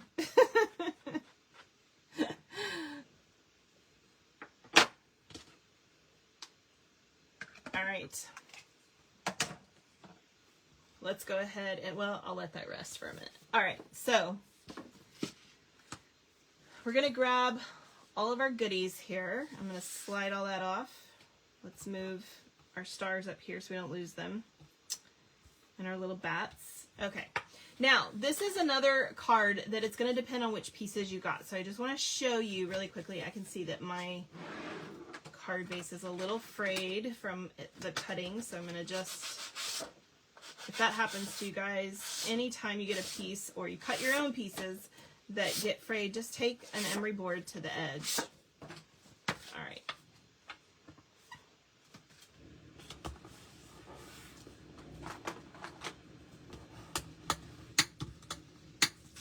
All right, so I'm gonna go ahead and put the insert in the inside of this. Can y'all hear that noise from next door? I really wish I knew what it was, but I don't know. Oh, I didn't get that completely. Well, that could be a mower maybe, but geez, that's loud. Maybe a blower? I don't know. It's so loud. So sorry. Okay, so in your that's really loud. In your card, you're gonna have a half tree. The tree is from the punch outs, so punch out any extra little pieces that might be in the center. I'm so sorry, that's so loud. Is it like, can you guys hear me? I hope you guys can hear me. Oh, Franken Puppy was your favorite card. Yeah. Y'all let me know. Is that like too much? Okay, as you can see, this is the other side. Yeah, because they just went by my window. I'm on the, the side of our house, so it's next to the neighbor. So So as you can see, this one is different from this one. So that means I'm going to be putting my tree over here. And since I'm putting my tree over here, I'm going to put my sun over here. So I intentionally gave myself a different one so I could show you this. Now some of you, your hippo faces this way and some it faces the other way. That doesn't really matter. But what's really important is where your tree and your moon go. I think I said sun, but moon. So wherever your tree, whichever side your tree ends up on, put your sun on the opposite side, okay? All right, that said, here we go.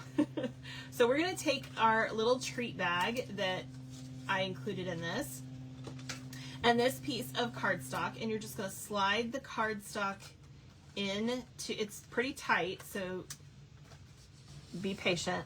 Slide that in to your piece. Then I'm gonna fold this over and I'm gonna burnish it. I wanna create a fold in the cellophane. Okay, see that? All right. Now, before I seal it though, we've gotta add all the goodies. So, you have a bag of little stars and sequins. No, these are not Stampin' Up. We just didn't have the right thing this time around. So, I just used some stuff from my stash. Oh, good. So you can hear me? That's good. I'm more interesting. So I'm just going to put this in here and I'm going to dump all of the little goodies out. I'm going to do a practice shake. I'm going to make sure this is really tight and I'm going to shake that around. Okay? This shakes better than what I had before. I will tell you that right now because this particular glitter shakes better. However, if you want to add a little bit of salt to this, it would not hurt anything to add a little bit of salt to make it shake, but it does make it a little bit bumpy under there. So that's kind of up to you. You guys need to decide that on your own. I'm not going to add any. I'm just going to leave it be. This is not a heavy shaker, it's a mild shaker, so because it's a faux shaker. Okay, once you get all your little pieces in there, you're going to flip this over and you're going to grab some tape. So we just want to use like some Scotch tape, and I'm going to attach this on the back. All right, and I'm going to go ahead and burnish one more time, probably on this side actually. But burnish one more time. I probably shouldn't have done that with the little stars up there. But anyway, I do like to make sure that it's nice and burnished tightly so that it sits nicely on the card. Okay, so once you've done that, then you're going to take your tree and we're going to add that on this side. So I'm just going to add some adhesive. You might need to add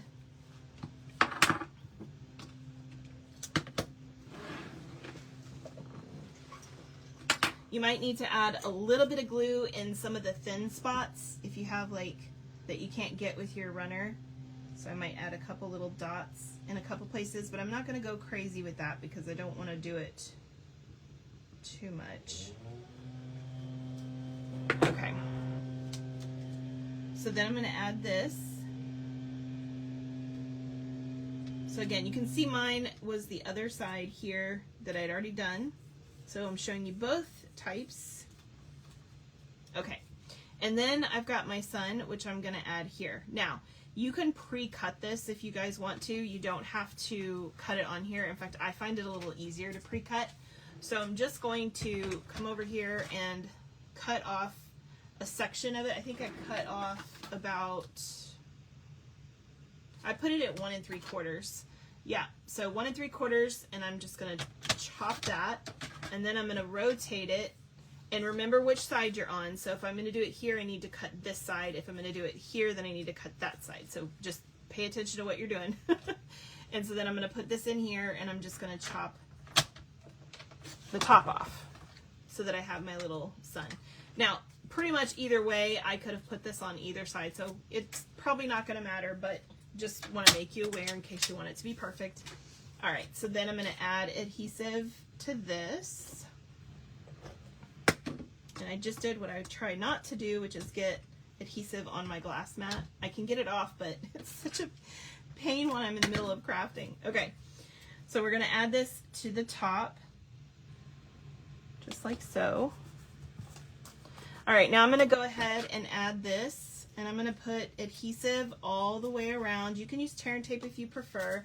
Don't need it. It does stick. This adhesive does stick to the treat bag.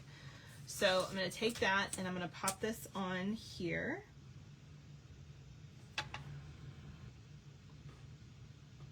I love these treat bags. They are so cute. Okay, then I'm going to take my little hippo and I'm going to add dimensionals. Whoops. Make sure I use that one since the backing came off.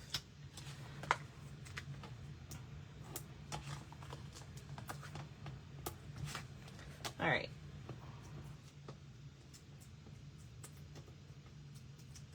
Now your hippo you can put wherever you want along the path. If you want your hippo on this side, that's fine. If you want him over by the tree, that's fine. It's up to you. I kind of did this kind of thing, but if you don't want him up by the tree, you don't have to. It's fine. So do whatever you want. So I think I'm going to do it like this just so you can see a difference. Okay? All right. Then we're going to cut our Happy Halloween. So we need to do the same thing we did before. You found your daubers and your sandy thingy. That's good. Oh, all your, yes, that's right. Moving all your stuff. I do not look forward to that. We're going to end up doing that someday soon too. So hopefully in about a year. We are in the process of purging our house right now, having garage sales. And then in about a year, we're hoping, in about a year to move out of here. All right. Because we want to move to the country. So I'm just going to go around in bubble fashion. Nothing fancy.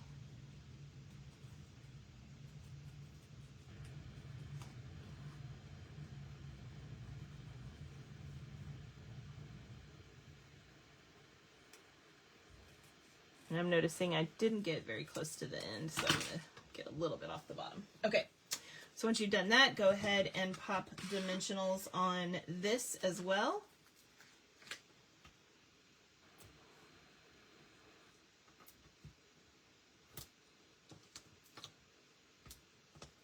Yeah, I might as well put one more.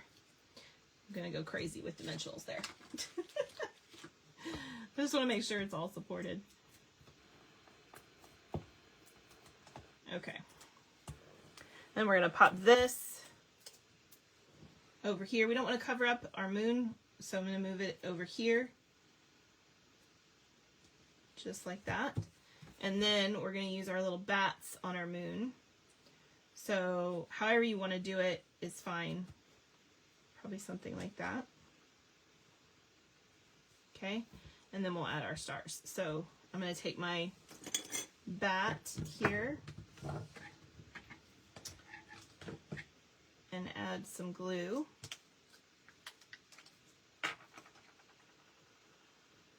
I don't think I could live without my daubers. I'm glad you found those. And my sandy thingy. Yeah, that's another thing I don't think I could live without.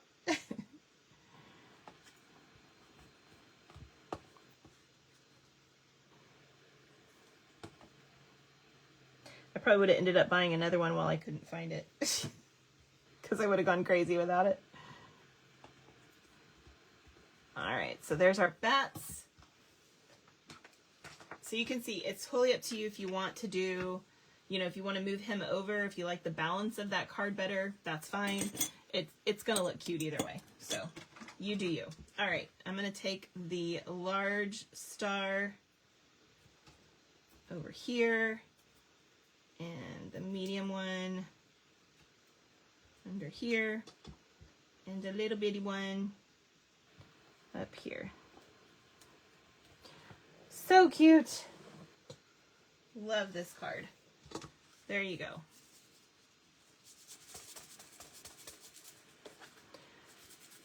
So like I said, this shaker doesn't shake as hardcore as, you know, other shakers do, and that's okay. It's not really the point. It's just to have all those little goodies in there. But yeah, you can get it to move around, and that's the fun part. All right, isn't that cute? So cute. So there is the last of our cards. Done.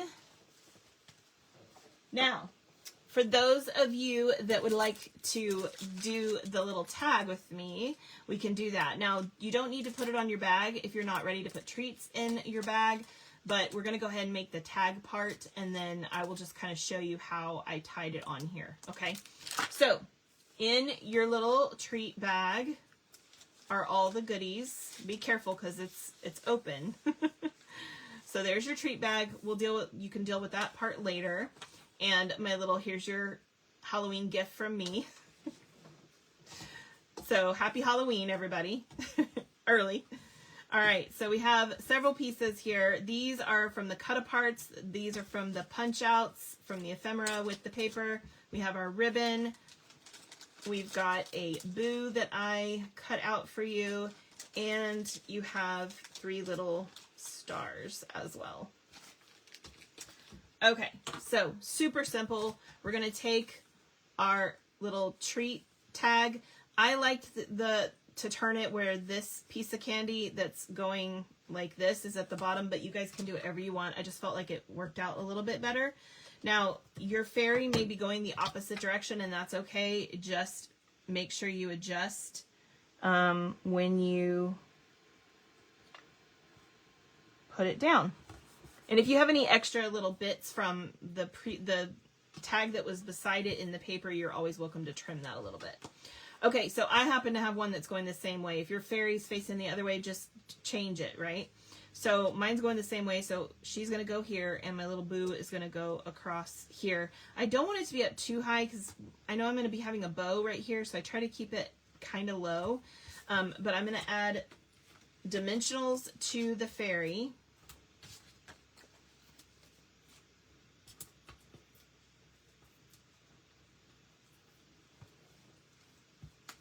You're welcome for the cute little Halloween gift. I had to. It's so cute. Pop our little fairy on there. We're going to take our boo and we're going to add... I love you guys, so I have to give you a gift, right? Okay. We're going to add green glue to our boo. Just little dots.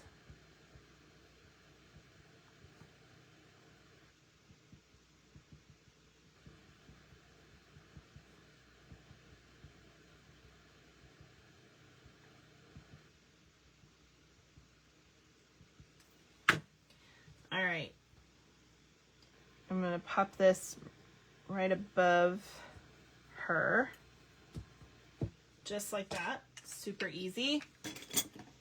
And we have our little stars, so I'm going to pop those on here too. And you could put these however you want them.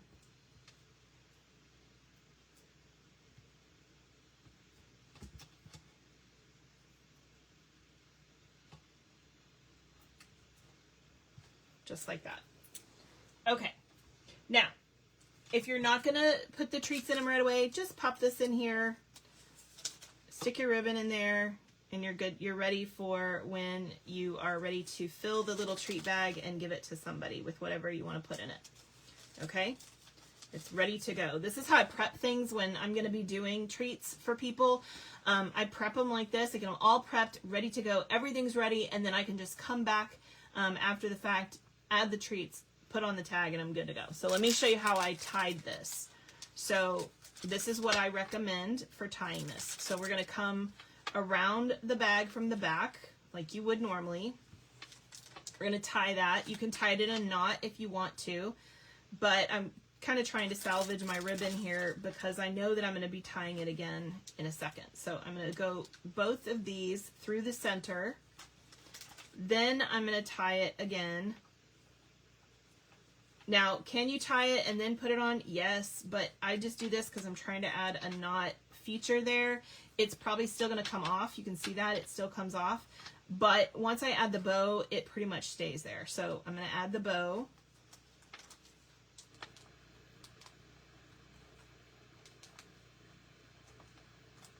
The bow kind of holds it in place.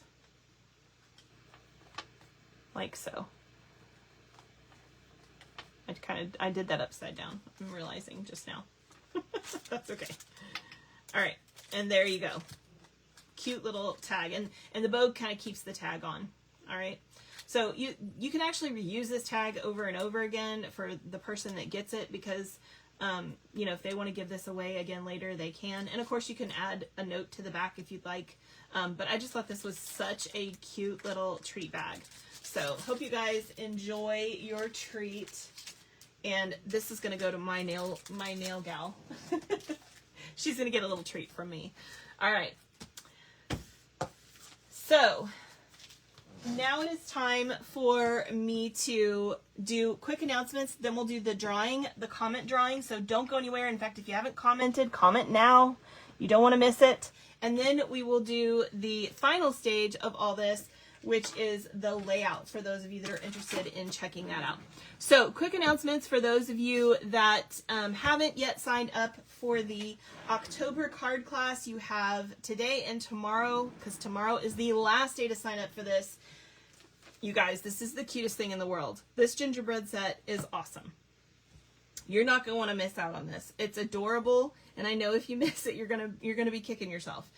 So these are so cute. So this, you need the stamp set for the class. You don't have to have the dies, though. I mean, look at these dies, guys. There's so many different dies in here. There's a hat, there's a scarf, there's a bow, or you can make it a bow tie. There's a mug. There's 2 of the gumdrops that cut out these gumdrops, or just paper.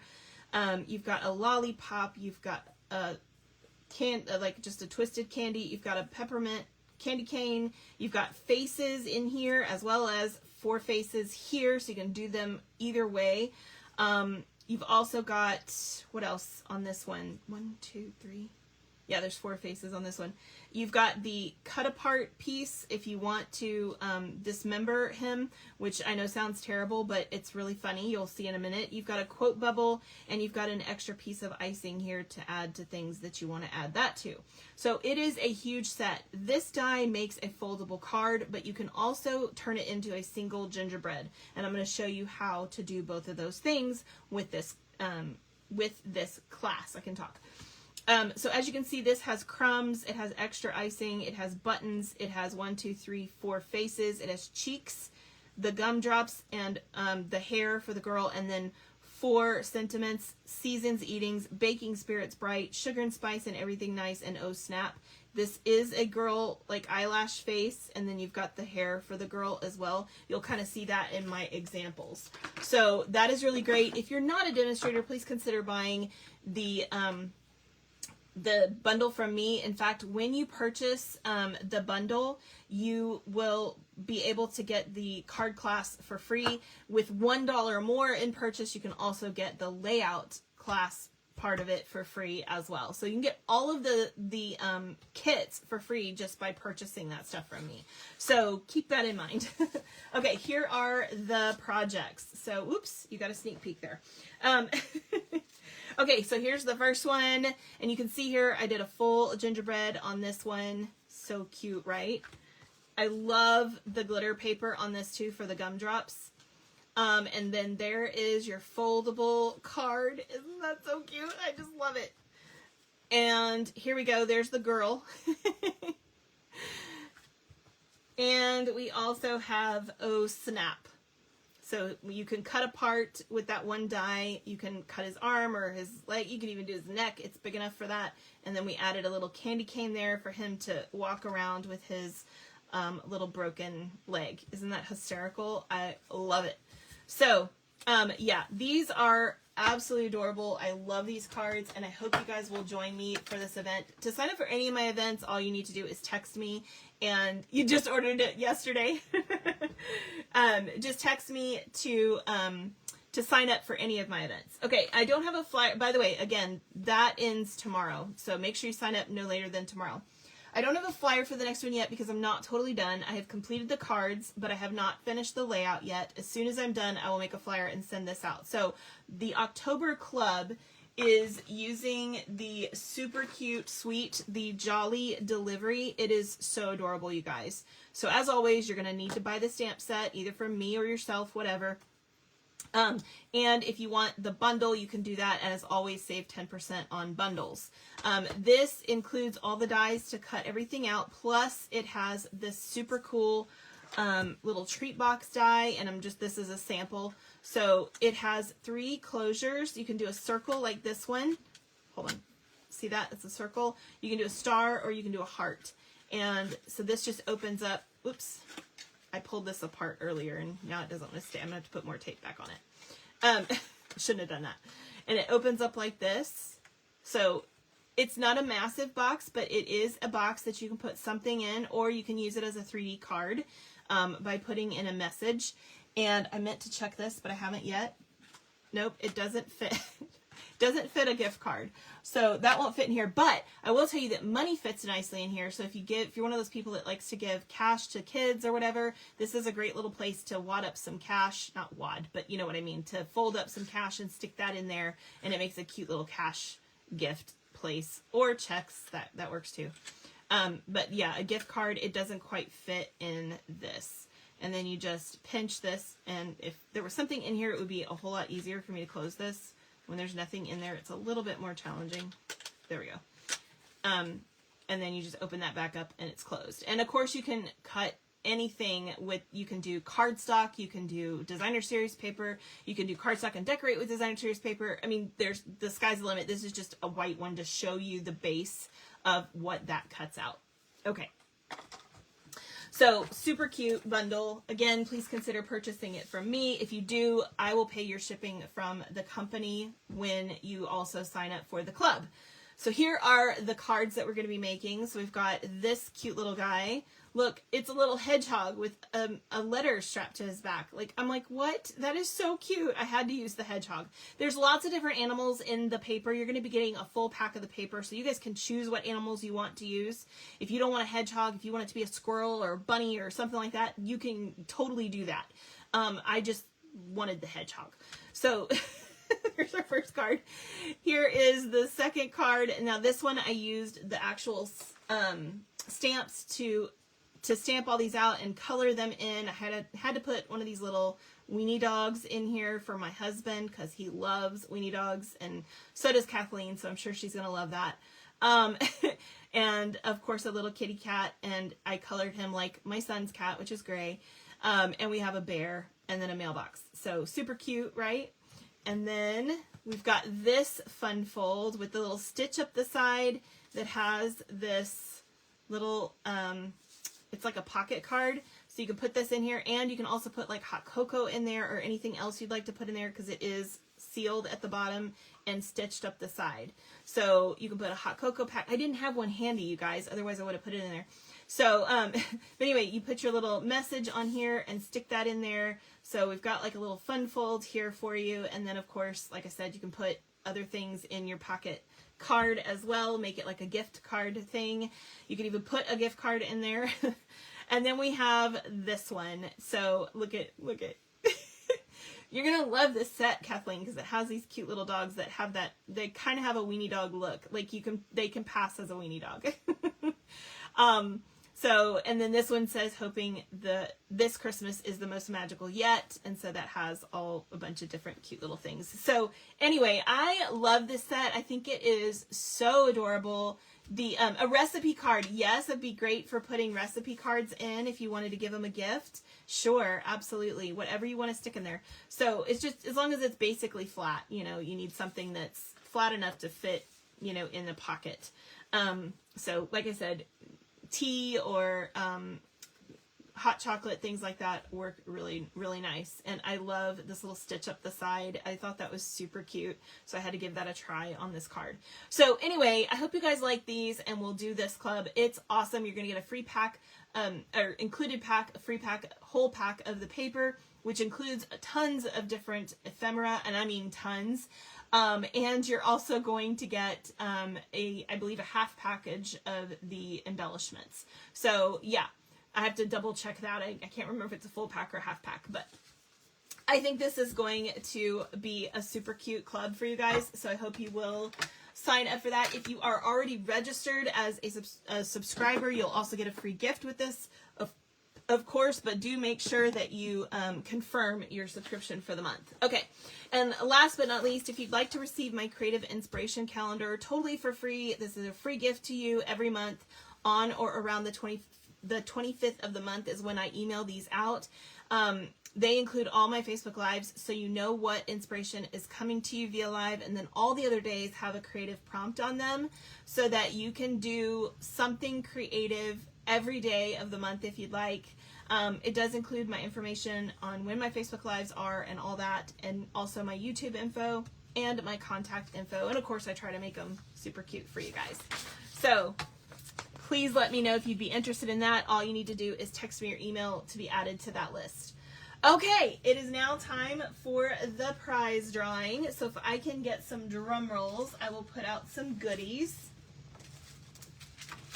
And we are going to do one drawing live today and then one next week. I don't have one from last week, so we won't be doing a second drawing today because I took a back step in August to get things done around my house. I ended up not being able to get as much done around here. I said that wrong. So I could get more done around here, I had to back off a little bit, so I didn't do as many videos, so I didn't do one last Saturday. So anyway, I can talk, I swear. Okay, must hurry up, the rain is starting to fall, though they won't melt, they differently would. I have all the sets that have the doxies. Yeah, there's another set that has a doxy that is so cute. It's I can't think of what it's called right now. Maybe you guys can tell me off the top of my head that's pretty new that I just think is so cute. Anyway, so we did yesterday the Farmhouse Florals Paper Pumpkin box, and so I have an extra stamp set from my second box here, and technically it's 2 stamp sets because there was an extra free stamp set in this box. So you can get that if you'd like it. You can get one of my packs of Designer Series paper sample packs. This is 12 sheets of random paper. It is 12 different sheets, but they're from different packs of paper, so it's not any one kind of paper. In fact, you can see some of them are specialty Designer Series papers because they may have foil on them or things like that. So lots of different ones. You're not going to be, I can't guarantee which one you'll get, but you can get those from me. You can also get D-size blocks. And of course, you can get that little chiseler. If you don't have a little chiseler, you can also buy these from me for just $2. I buy them in bulk and pass the savings on to you because I buy them from the Little Chiseler Company. They are not a Stampin' Up! Product. So, but if you're interested in these, you can get them from me also for free in my drawing, but you can always purchase them from me as well. All right, so we're going to do one drawing live today. Thank you, Lori.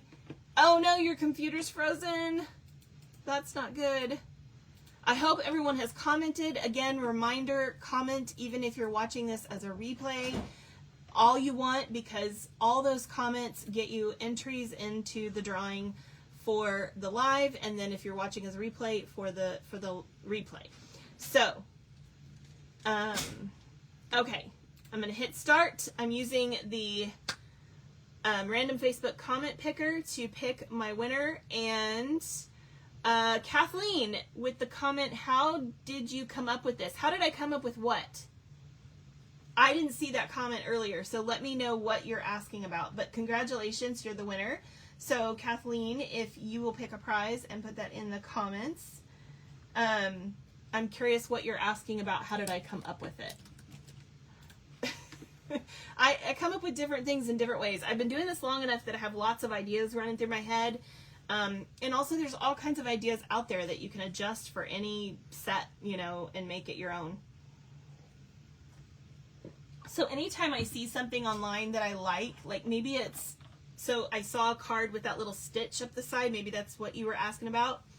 How did I come up with the Frankenpuppy card? I don't know. Do you mean the flaps? I do different kinds of flaps on different cards all the time. Maybe that's what you're talking about, I'm not sure.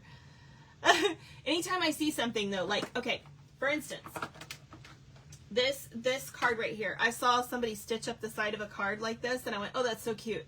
I'm going to do that sometime. So I took a picture of the card, and I keep it in a little file so that I can remember that I want to do that on a card someday.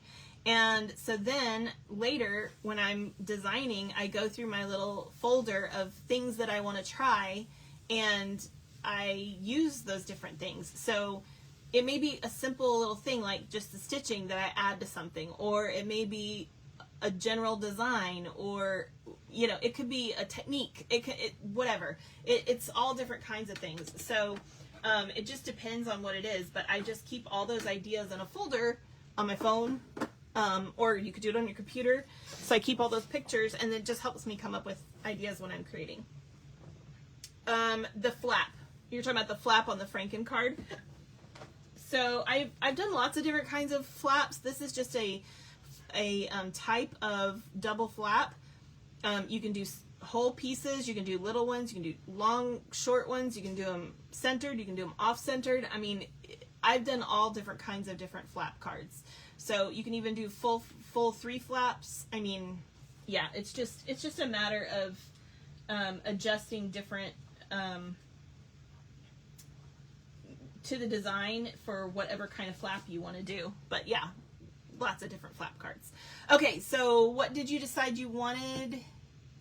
You want the stamps. Okay, they're yours.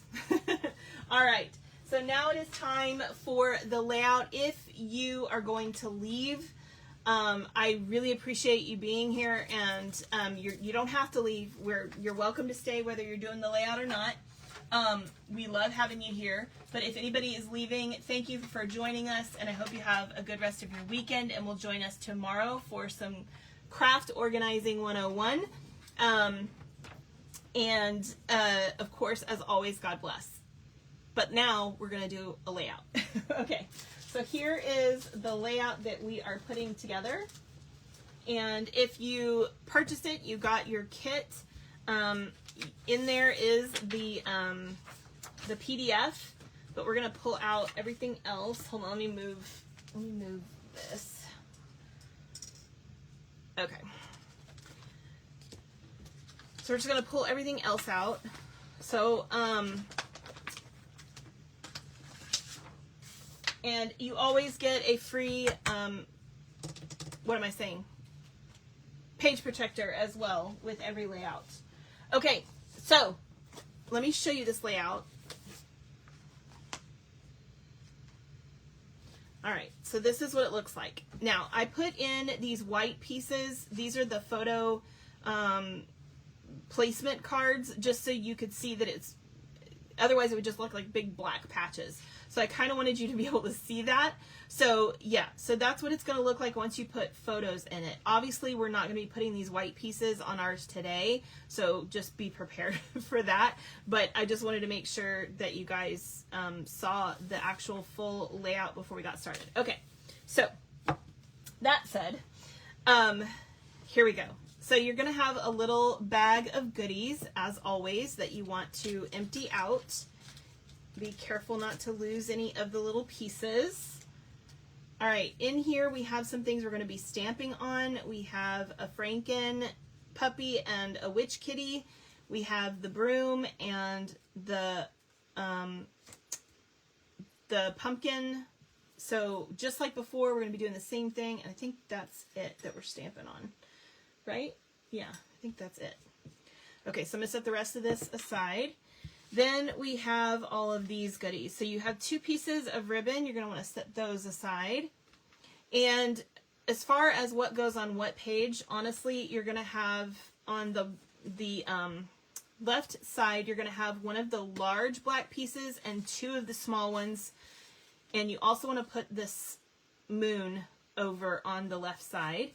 For the right side, you're going to have 2 of the large ones and 1 of the small ones. So it's just backwards. So you have 3 of each, 2 and 1 and 2 and 1, or 1 and 2, however you want to look at that. You're also going to have your tree that I punched out for you, though I didn't remove any of the little inside pieces, so you guys can do that real quick. Just pull all those little inside pieces out. So this is part of the ephemera sheet from the Halloween paper. And we also have this piece, which we're actually only going to use half of. So let me show you really quickly. Hold on. I'm going to put this back in my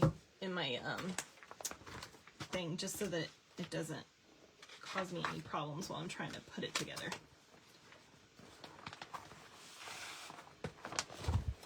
Okay, so on the second side, on the right hand side, we're going to have half of this as a little tail. So you can keep the other half for something else, okay? Or you could put it on the inside of one of your cards that that we made earlier if you wanted to even. So so I'm just going to cut that down the center real quick. So it's about 3 5/8. Is that right? So 3.5 is 175 plus a little tick is about half. So somewhere about there. Or you can eyeball it, however you want to do it. And so I'll just save this for some future project. Okay. Then we have 2 pieces of black cardstock, 2 pieces of smoky slate, and our all of our designer series paper. We need this piece and the smoky slate because we're going to cut that. So I'm going to set the rest of these aside for just a second. Okay. So this piece we're going to cut at, if I remember right, yep, 3 3/4. So I'm going to cut this at 3 3/4. And this side is going to go on the right hand side. This goes on the left hand side. Okay. Now these we need to cut down to 11 1/2, I think. Yeah, 11 1/2. It's funny when I actually remember measurements because I have no memory, but sometimes I remember the weirdest things. Okay, so open up your arm here, and we're going to cut this. You can do them both at the same time if you want to. I'm going to use the light side, so you can see here. This is pretty dark, so I'm actually going to use the light side, but you guys can use whichever one you prefer. So I'm going to just cut this at 11 1/2. And I decided to just send it to you because I didn't want to have a whole bunch of these, like a ton of these left over, whereas you guys can make use of these. So I thought, you know what, I'm just going to send it to them, and they've got some extra goodies that they can use. Really great for sentiments and things like that on cards. This nice light gray is perfect for things like that. So do that to both pieces, 11 1/2 by 11 1/2. And now I have a reasonable amount of strips instead of an unreasonable amount of strips. Otherwise, I'd have like a billion of them, right? For all the kits that I send out. So, okay, that's an exaggeration, but y'all know what I mean. Okay. Ta-da! Okay, so now what we're going to do is we're going to take those 2 black pieces and we're going to add this to the center of the black piece. So it'll be like that, okay? We're going to do that to both of these pieces, and it just creates a little frame piece. I like to do something different from time to time with the background, and this is one of those things that I like doing because while it does use up a lot of cardstock, it is really cute. So it creates this cute little frame, and it's perfect for this Halloween. It gives you the black feeling without the whole background being black. And so I really like that. And like I said, if you like the darker side better, use the darker side better. So here's the difference. So I just like the lighter side better, but you can do either one. It's fine. Okay, so I'm just gonna add adhesive. Whoop. And again, put this in the center. Get this nice little frame going on. Okay, the next thing we're going to do is we're going to add our strips across this. So what we're going to do is we're going to start with, I'm going to start with the orange piece. Okay, you have 2 of those. So 1 for each side, right? So I'm going to put 1 of each of these over here. Okay, so this is the right hand side. And you want your orange strip to be a little more than 3 inches. It's literally 3 inches and 1/8, okay? Down from the top of your page, okay? So So 3 1/8. So this is the right hand side of my page. So this is the top. So from the top, I want to be 3 1/8 inches down. Okay. So I'm going to take this and I'm going to add adhesive to it.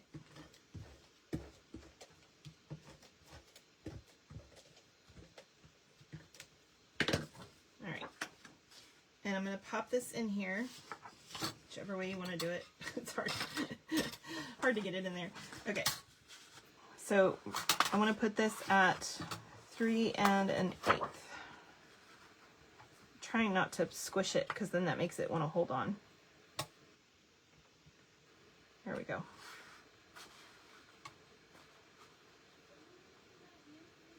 And it just needs to be approximate. It doesn't have to be perfect. So get it at approximately 3 1/8.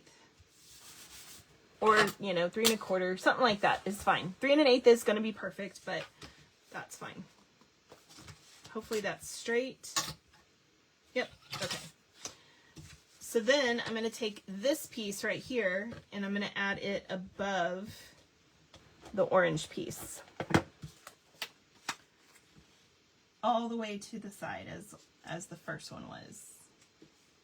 So, whoops. Goodness. Hold on. Don't attach. There we go. So just right above the orange one. And then we have this piece. Now you want to make sure that this piece is facing the right way. So it should be at the 3 3/4 this way, because this way is, I believe, 4 inches. Yeah. So you want the 3 3/4 at the top, and that's going to go there. It does need to be, and it's important that the 4 inches is top to bottom.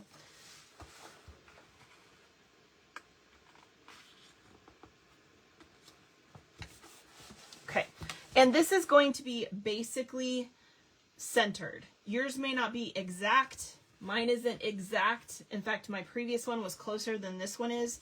So probably I could have put mine up at like 3 inches and it would have been closer, depending on, it may have just been the way I cut my previous one was a little bit different. But that's what you're looking for, is something like that. It doesn't have to be perfectly centered. If it's not, it's okay. You can see here, I've got a little more up here than I do down here. It's okay.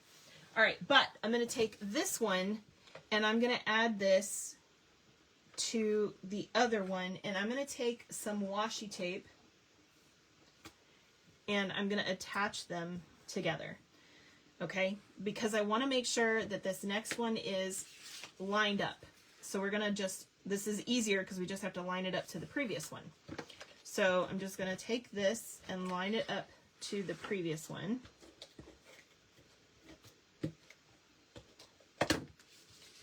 Easy peasy.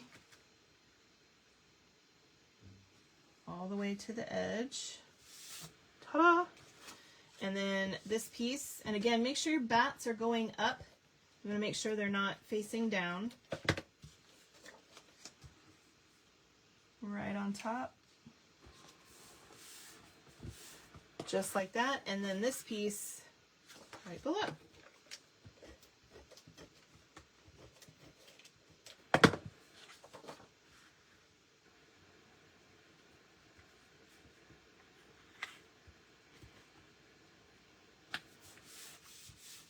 Just like that. So that's the basic spread that you end up with.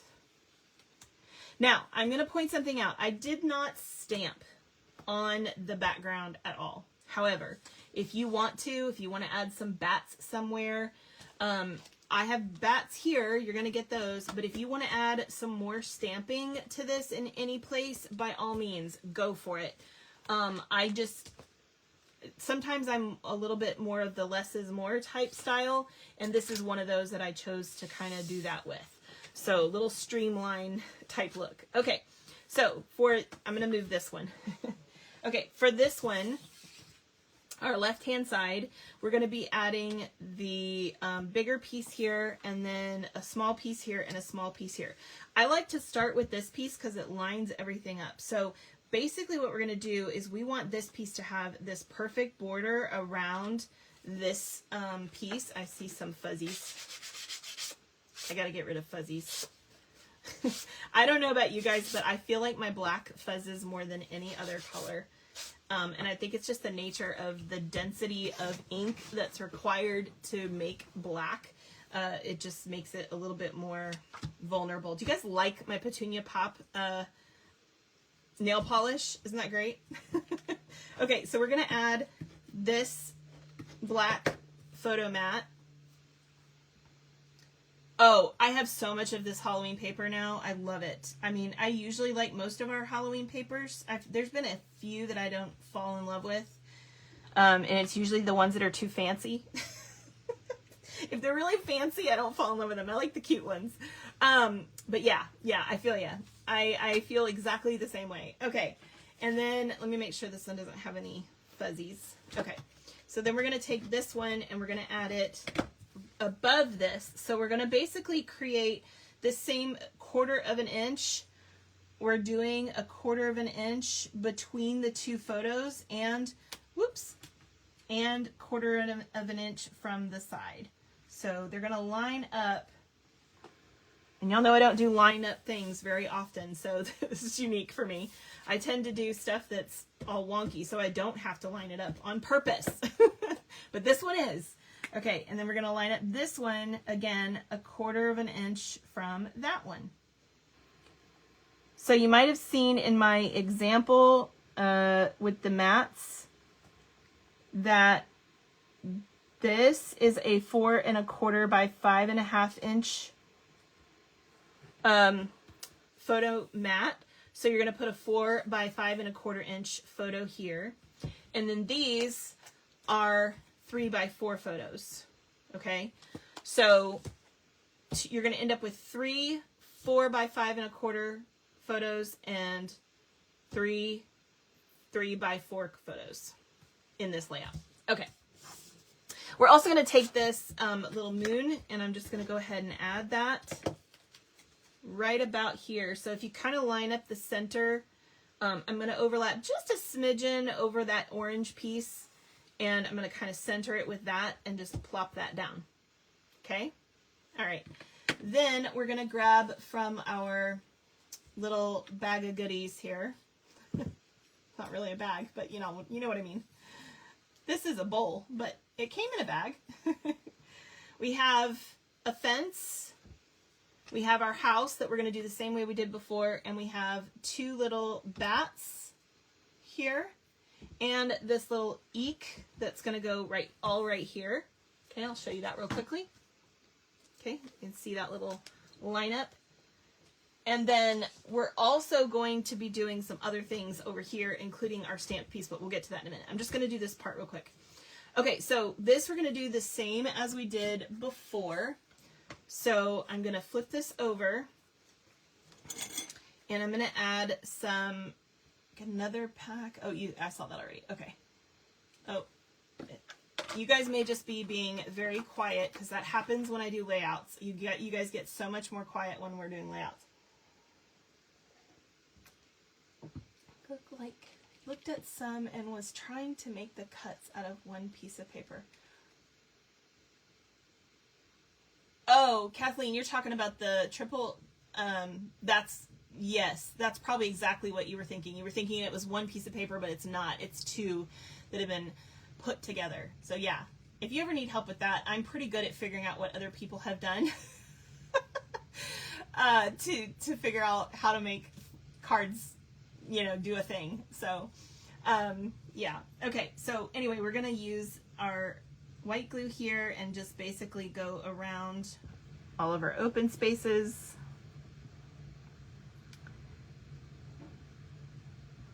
To attach this piece.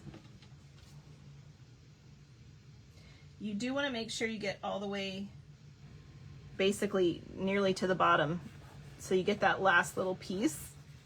And I just try to make sure this is really attached before I cut. You gotta be a little bit patient. I'm not patient, so this is a test for me right here. Give it about 30 seconds before you go messing with it. But you can see this little bottom part of the window. You want to make sure that that's even covered. So I'm just going to come in here and cut, oops, over and down, and ta-da. Now I'm noticing that on this particular one, I came over a little too far. So there's a little piece of yellow right here. If that happens to you guys, of course you can cut that away as well. I just made a boo-boo. I came over too far. I usually get it on that side of it. I hope I didn't do that on the card. I didn't even notice. Okay, so then we're gonna add our adhesive to this guy and pop him right here.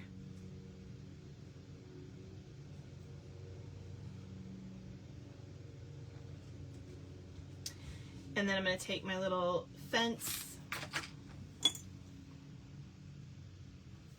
flip that over,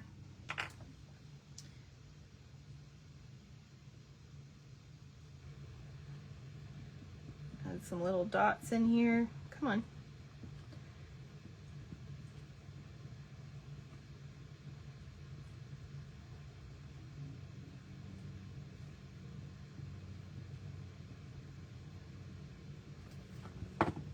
All right, we're going to add our little fence over here.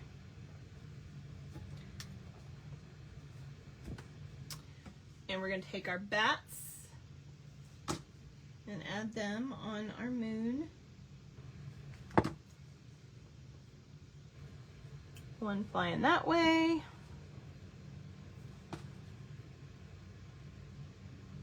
And one flying this way. And the eek, I love these little boo and eek dies. They're so cute. So of course I had to add them to this.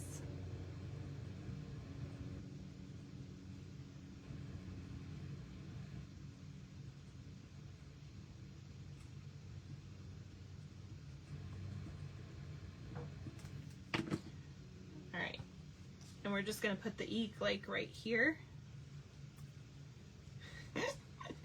I just love these sets. They're so cute. Okay, now we also are going to grab from our little tray here. We've got 2 of these little webs and we've got a little spider. Now, you may not be super duper comfortable with pens, but I'm going to recommend that you use a black pen to do the little string. And the thing to do is you don't have to have a straight line. It doesn't really matter, okay? It can be crooked, it's fine. The other thing is the best way to do a straight line, if you want a straight line, is use a ruler. So I'm going to show you that too. Okay, so we are going to take one of these, what am I saying? Spider webs. And we're actually going to cut it. So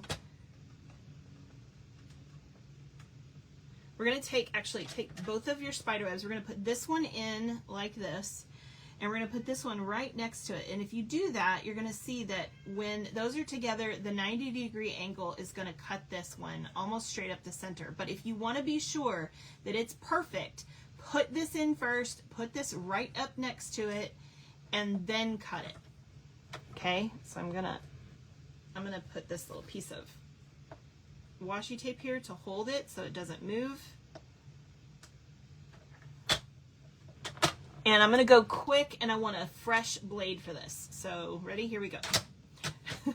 Because there are these little bitty lines, and if you go slow, it's not gonna cut well. So make sure you go kind of fast. And then if you have washi tape on it, like I just did, you can actually pick that up and you can glue them together, which is nice. Okay, so I'm going to take these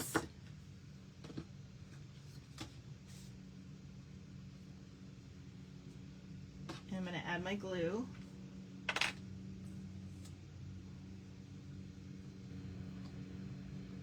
So you want to add glue in like the intersections where there's a little bit more paper, basically, because these are very thin.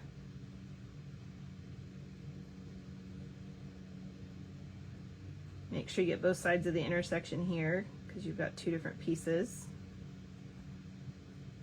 So we're just going to go through and do all the little intersections.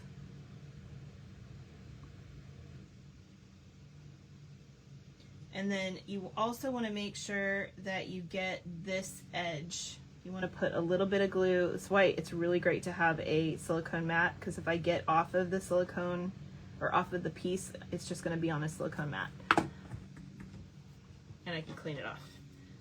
All right, and then I'm going to add these two pieces to this corner of the gray. Oh, I'm seeing that there's a little piece that I didn't poke out. So I'm going to try to get that out of there real quick.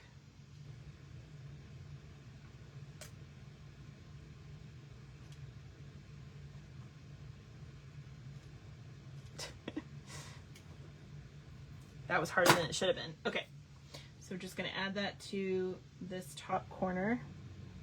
And now you have a partial web that you can add anywhere else you want to on another card if you want to. Or you can just recycle it. Whatever, throw it away. Okay, so I'm just going to make sure that that attaches really well to that corner. Okay, now, where's my spider? Over here. So we're going to put the little spider. I want the butt on the top. Sounds really terrible. I want the butt at the top, and I'm just going to add the little spider and just put some glue on the body part. And I'm going to bring this down probably from like this point down to like here. Okay. Then I'm going to take my ruler and I'm going to use our new journaling pens, but any basic thinner black pen will work, you guys. And I'm just going to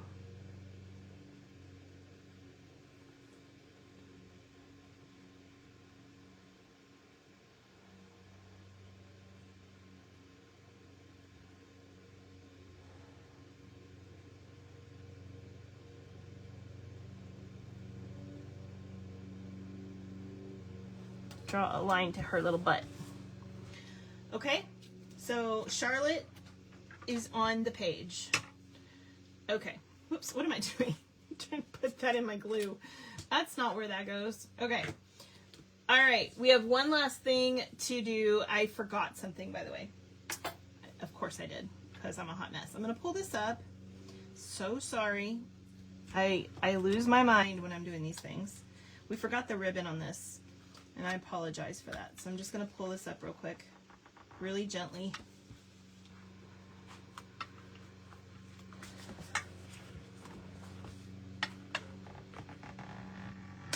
I put too much tape on it.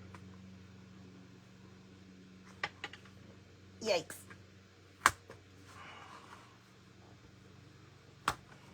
Okay, so sorry about that. So I'm gonna flip this over and I'm gonna add some closer to the sides here. We're gonna grab our ribbon. This ribbon is so stunning. I love it so much. We're gonna just remember that you're gonna have a border, so you don't want it to be too close to the edge, because then it won't even be going over your photo at all. The idea is for it to go over the photo a little bit. You can tuck your photo in right underneath it, so that's not a problem. So we're just gonna put that over the edge, and then I'm gonna add a little bit more adhesive over the ribbon.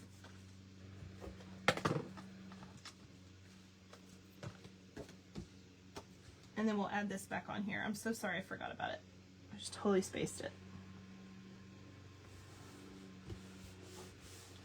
Okay, and then your little knot, you can either put this in here and tie it, or you can tie your knot separate.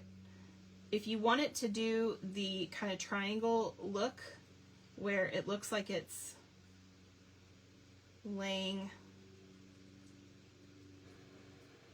like this, it's easier to do it off. If you want to do it where it's laying more straight, then doing it on there is fine. So I'm going to do it where it's this way, so it kind of has this little bit of a triangle effect. Doesn't have to be super strong, but, and then I'll add a glue dot to the back and just pop it on there. And then I'll trim my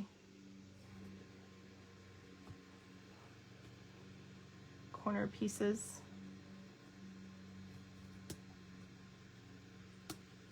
off. Okay, just like that. You can see how different this looks when it doesn't have like photos in it, right? It's a lot of black. Okay, so I'm going to go ahead and add, we're going to get to our stamped stuff in just a second, but I'm going to go ahead and add the embellishments here. I'm going to add the purple ones to this little area right here.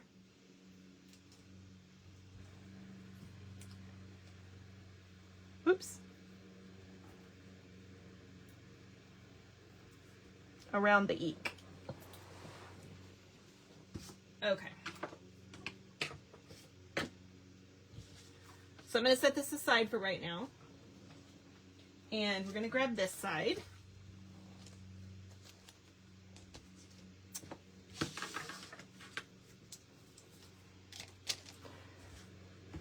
I'm going to start by putting this little piece up here in the corner.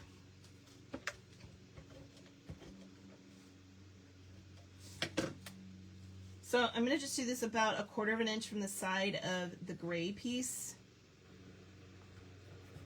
And you should have a little candy corn in there, and I'm going to add that on top of that. So cute, right? Okay, then we also have in here the little cauldron. I'm going to take this little piece out of the cauldron. We're going to add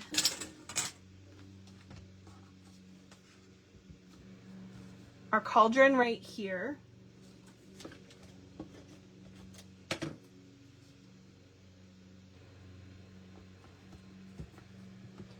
And the bubbles at the top of the cauldron.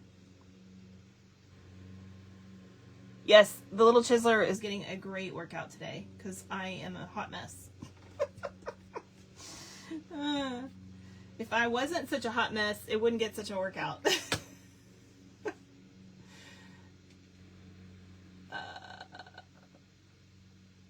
Oh, good, Kathy. You said the yellow on the card was fine.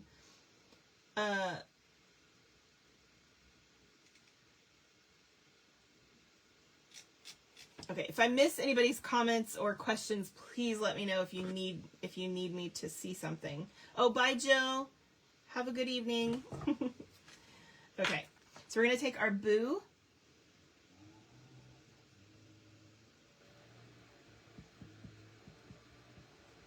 I was thinking about it'd be really cute to use this on a card that says, "I love you, boo." Get it? For Halloween.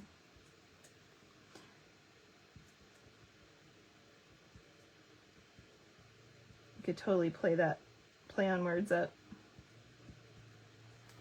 All right, and so we're gonna pop this right here. And then our white stars are going to go in this area. So I've got the big one, medium one, and the little one. So cute. Okay, and then down here, actually let's add, hold on, that's sticking to my finger. Okay, let's add our photos to the side. So what we're going to do is we're actually going to, I'm going to bring up my other side because I want these again to be in line with the other side. So I'm just going to stick that back on there for a second. So these two are going to line up with the other side, just like that. Okay, so line these up.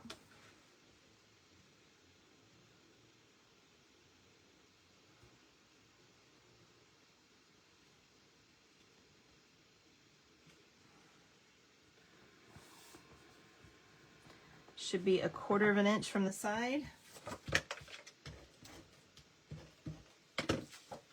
And line this one up.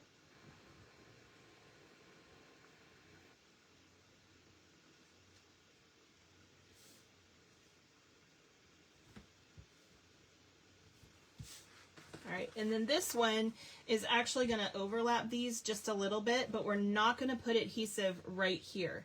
So we're going to basically move our adhesive over like that so that there's no adhesive right here, so that we can overlap these two without causing a problem with putting the photos there later. I'm going to move that up just a little bit. So it's not exactly centered, it's a little more, there's a little more covering this than this. Because we are going to be putting, oops, let me move this. Okay. Because we're going to be putting our tree and our Frankie over here. So our tree is going to overlap just a little bit.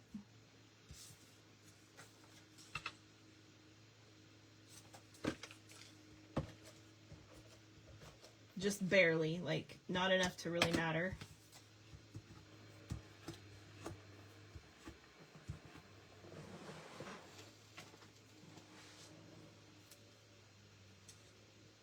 Just like the tip right here.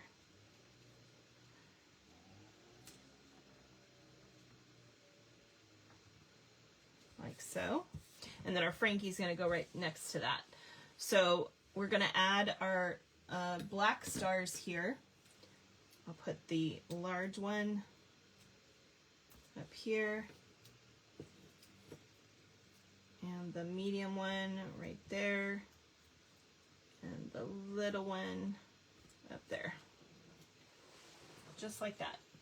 All right, so we have basically everything but the stamping done at this point, which is very backwards. I don't usually do that. I usually stamp first. But I just wanted to get the page part out of the way. Okay, so now we're going to do all of our stamping. So we've got our 4 images here that we're going to stamp all in black. So we've got our kitty cat.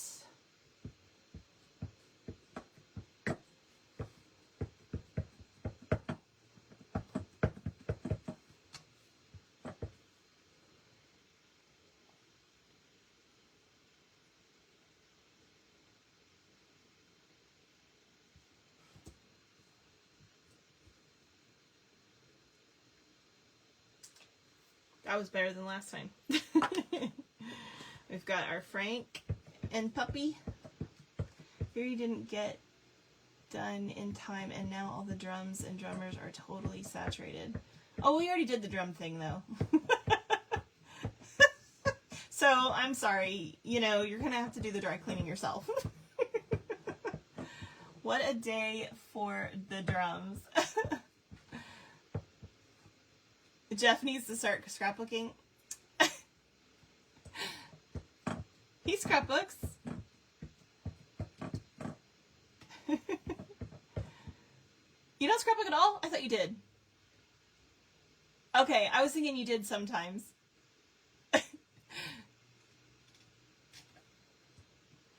You said you didn't, so I must be crazy. I was thinking you did sometimes.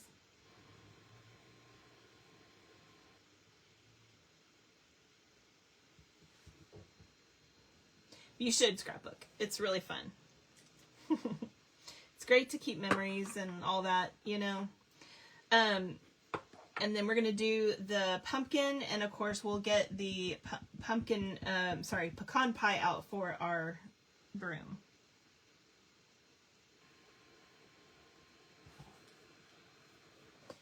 All right. So I'm going to grab the pecan pie here.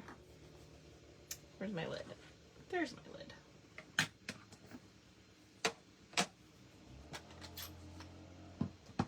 And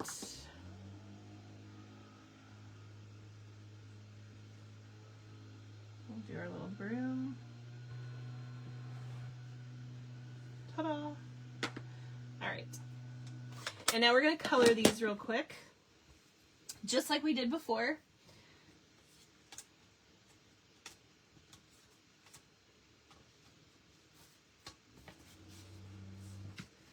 So our little broom, we're just going to grab that light Daffodil Delight.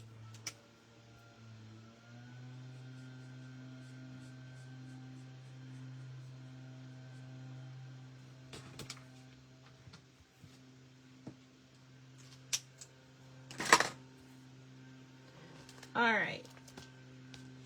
We'll start with our kitty cat. I'm going to grab the smoky slate here and color in all of her fur. So I'm coloring these the same way we colored before.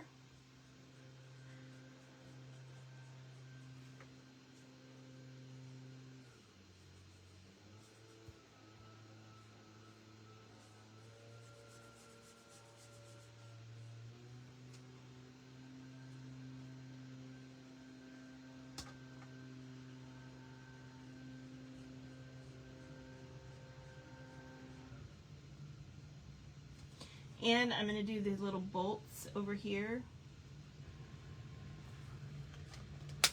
I'm going to do her nose real quick.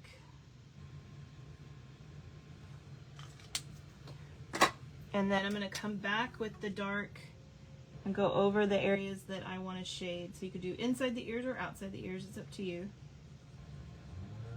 My gray cat, the inside of his ears are lighter, so that's why I do that. If you all are wondering why I do that. You'd think it would be darker, but it's not, because he barely has any fur in there. So it ends up being lighter. So that's why I do it that way. Okay. And now we'll do Petunia Pop. So we'll start with the dark Petunia Pop. And I'll go under her chin, down the left side and the underside of her shirt here. Also the top of her skirt, because that's under her shirt. And the bottom of the skirt.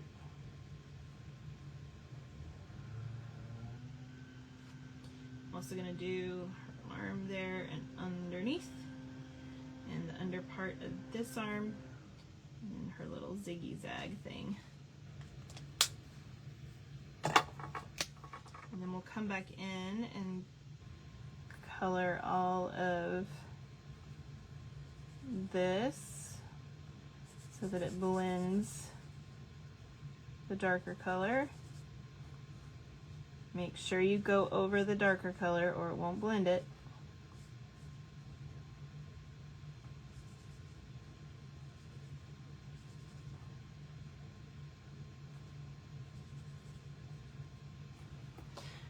Okay, oops, and I forgot her little boots again. Oops, wrong side. So do her little boots with the dark. And then over here on him, we're gonna do his little cone. What do you call that? Lollipop and his pants.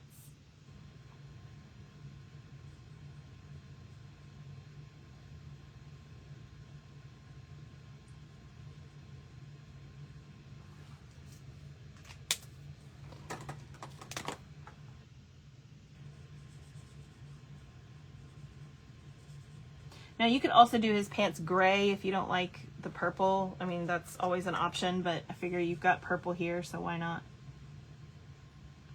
But gray is always an option too. All right. Okay, we're gonna grab our pumpkin pie.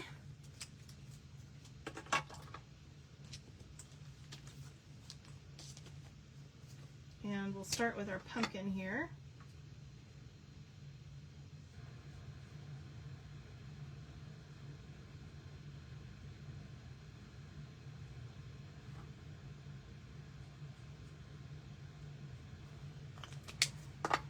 You love scrapbooking? Our church group used to scrap and the funds went to, that's cool. What funds? Like they had to pay to come in or something, or how'd that work? They used it as a fundraiser?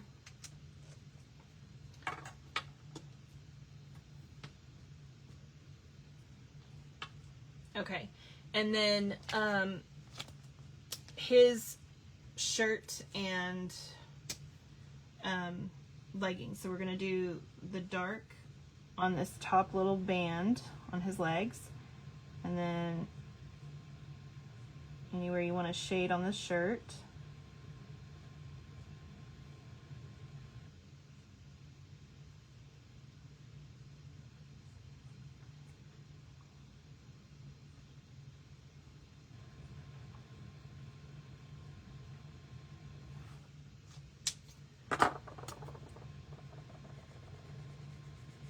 And then make sure you blend everything in.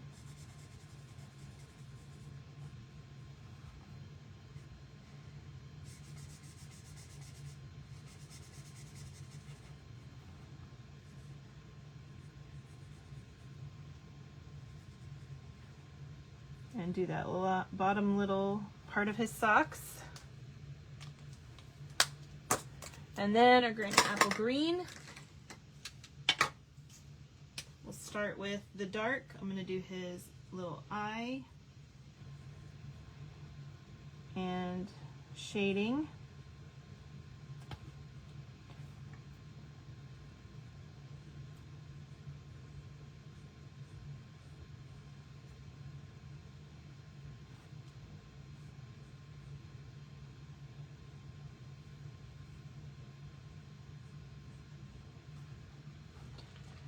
Oh, and I'm going to do the middle band on her socks with the dark. And then we'll come back in, wrong side, and blend.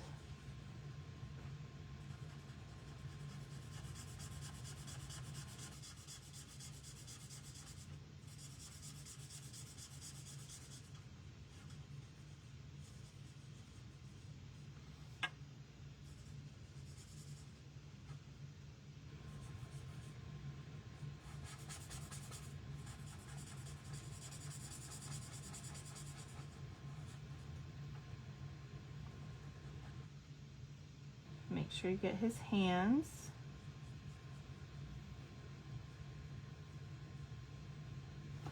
And then the top and bottom stripe on her socks there. So cute. Okay. So I'm going to add her little broom.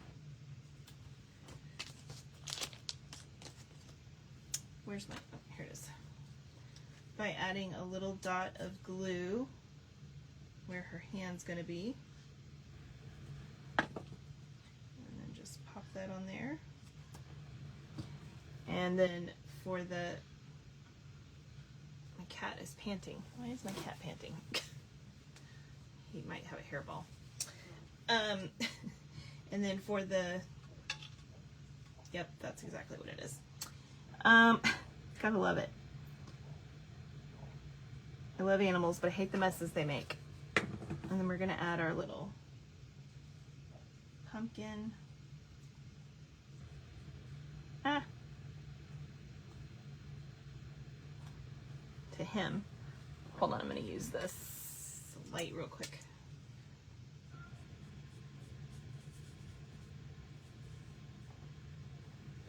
Just blend that out a little bit. Okay. All right, so now we have these two guys. And we're gonna add them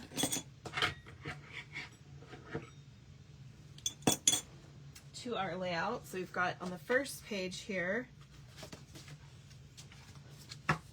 we're gonna add her kind of in line with the photos is basically where I put her.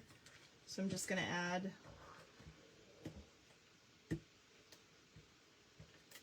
a little adhesive and just put her basically in line with the photos like so. And then on the second page, we're going to take our Frankie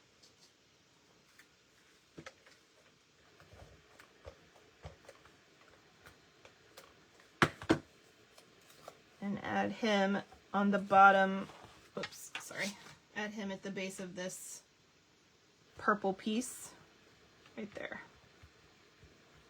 Just like that.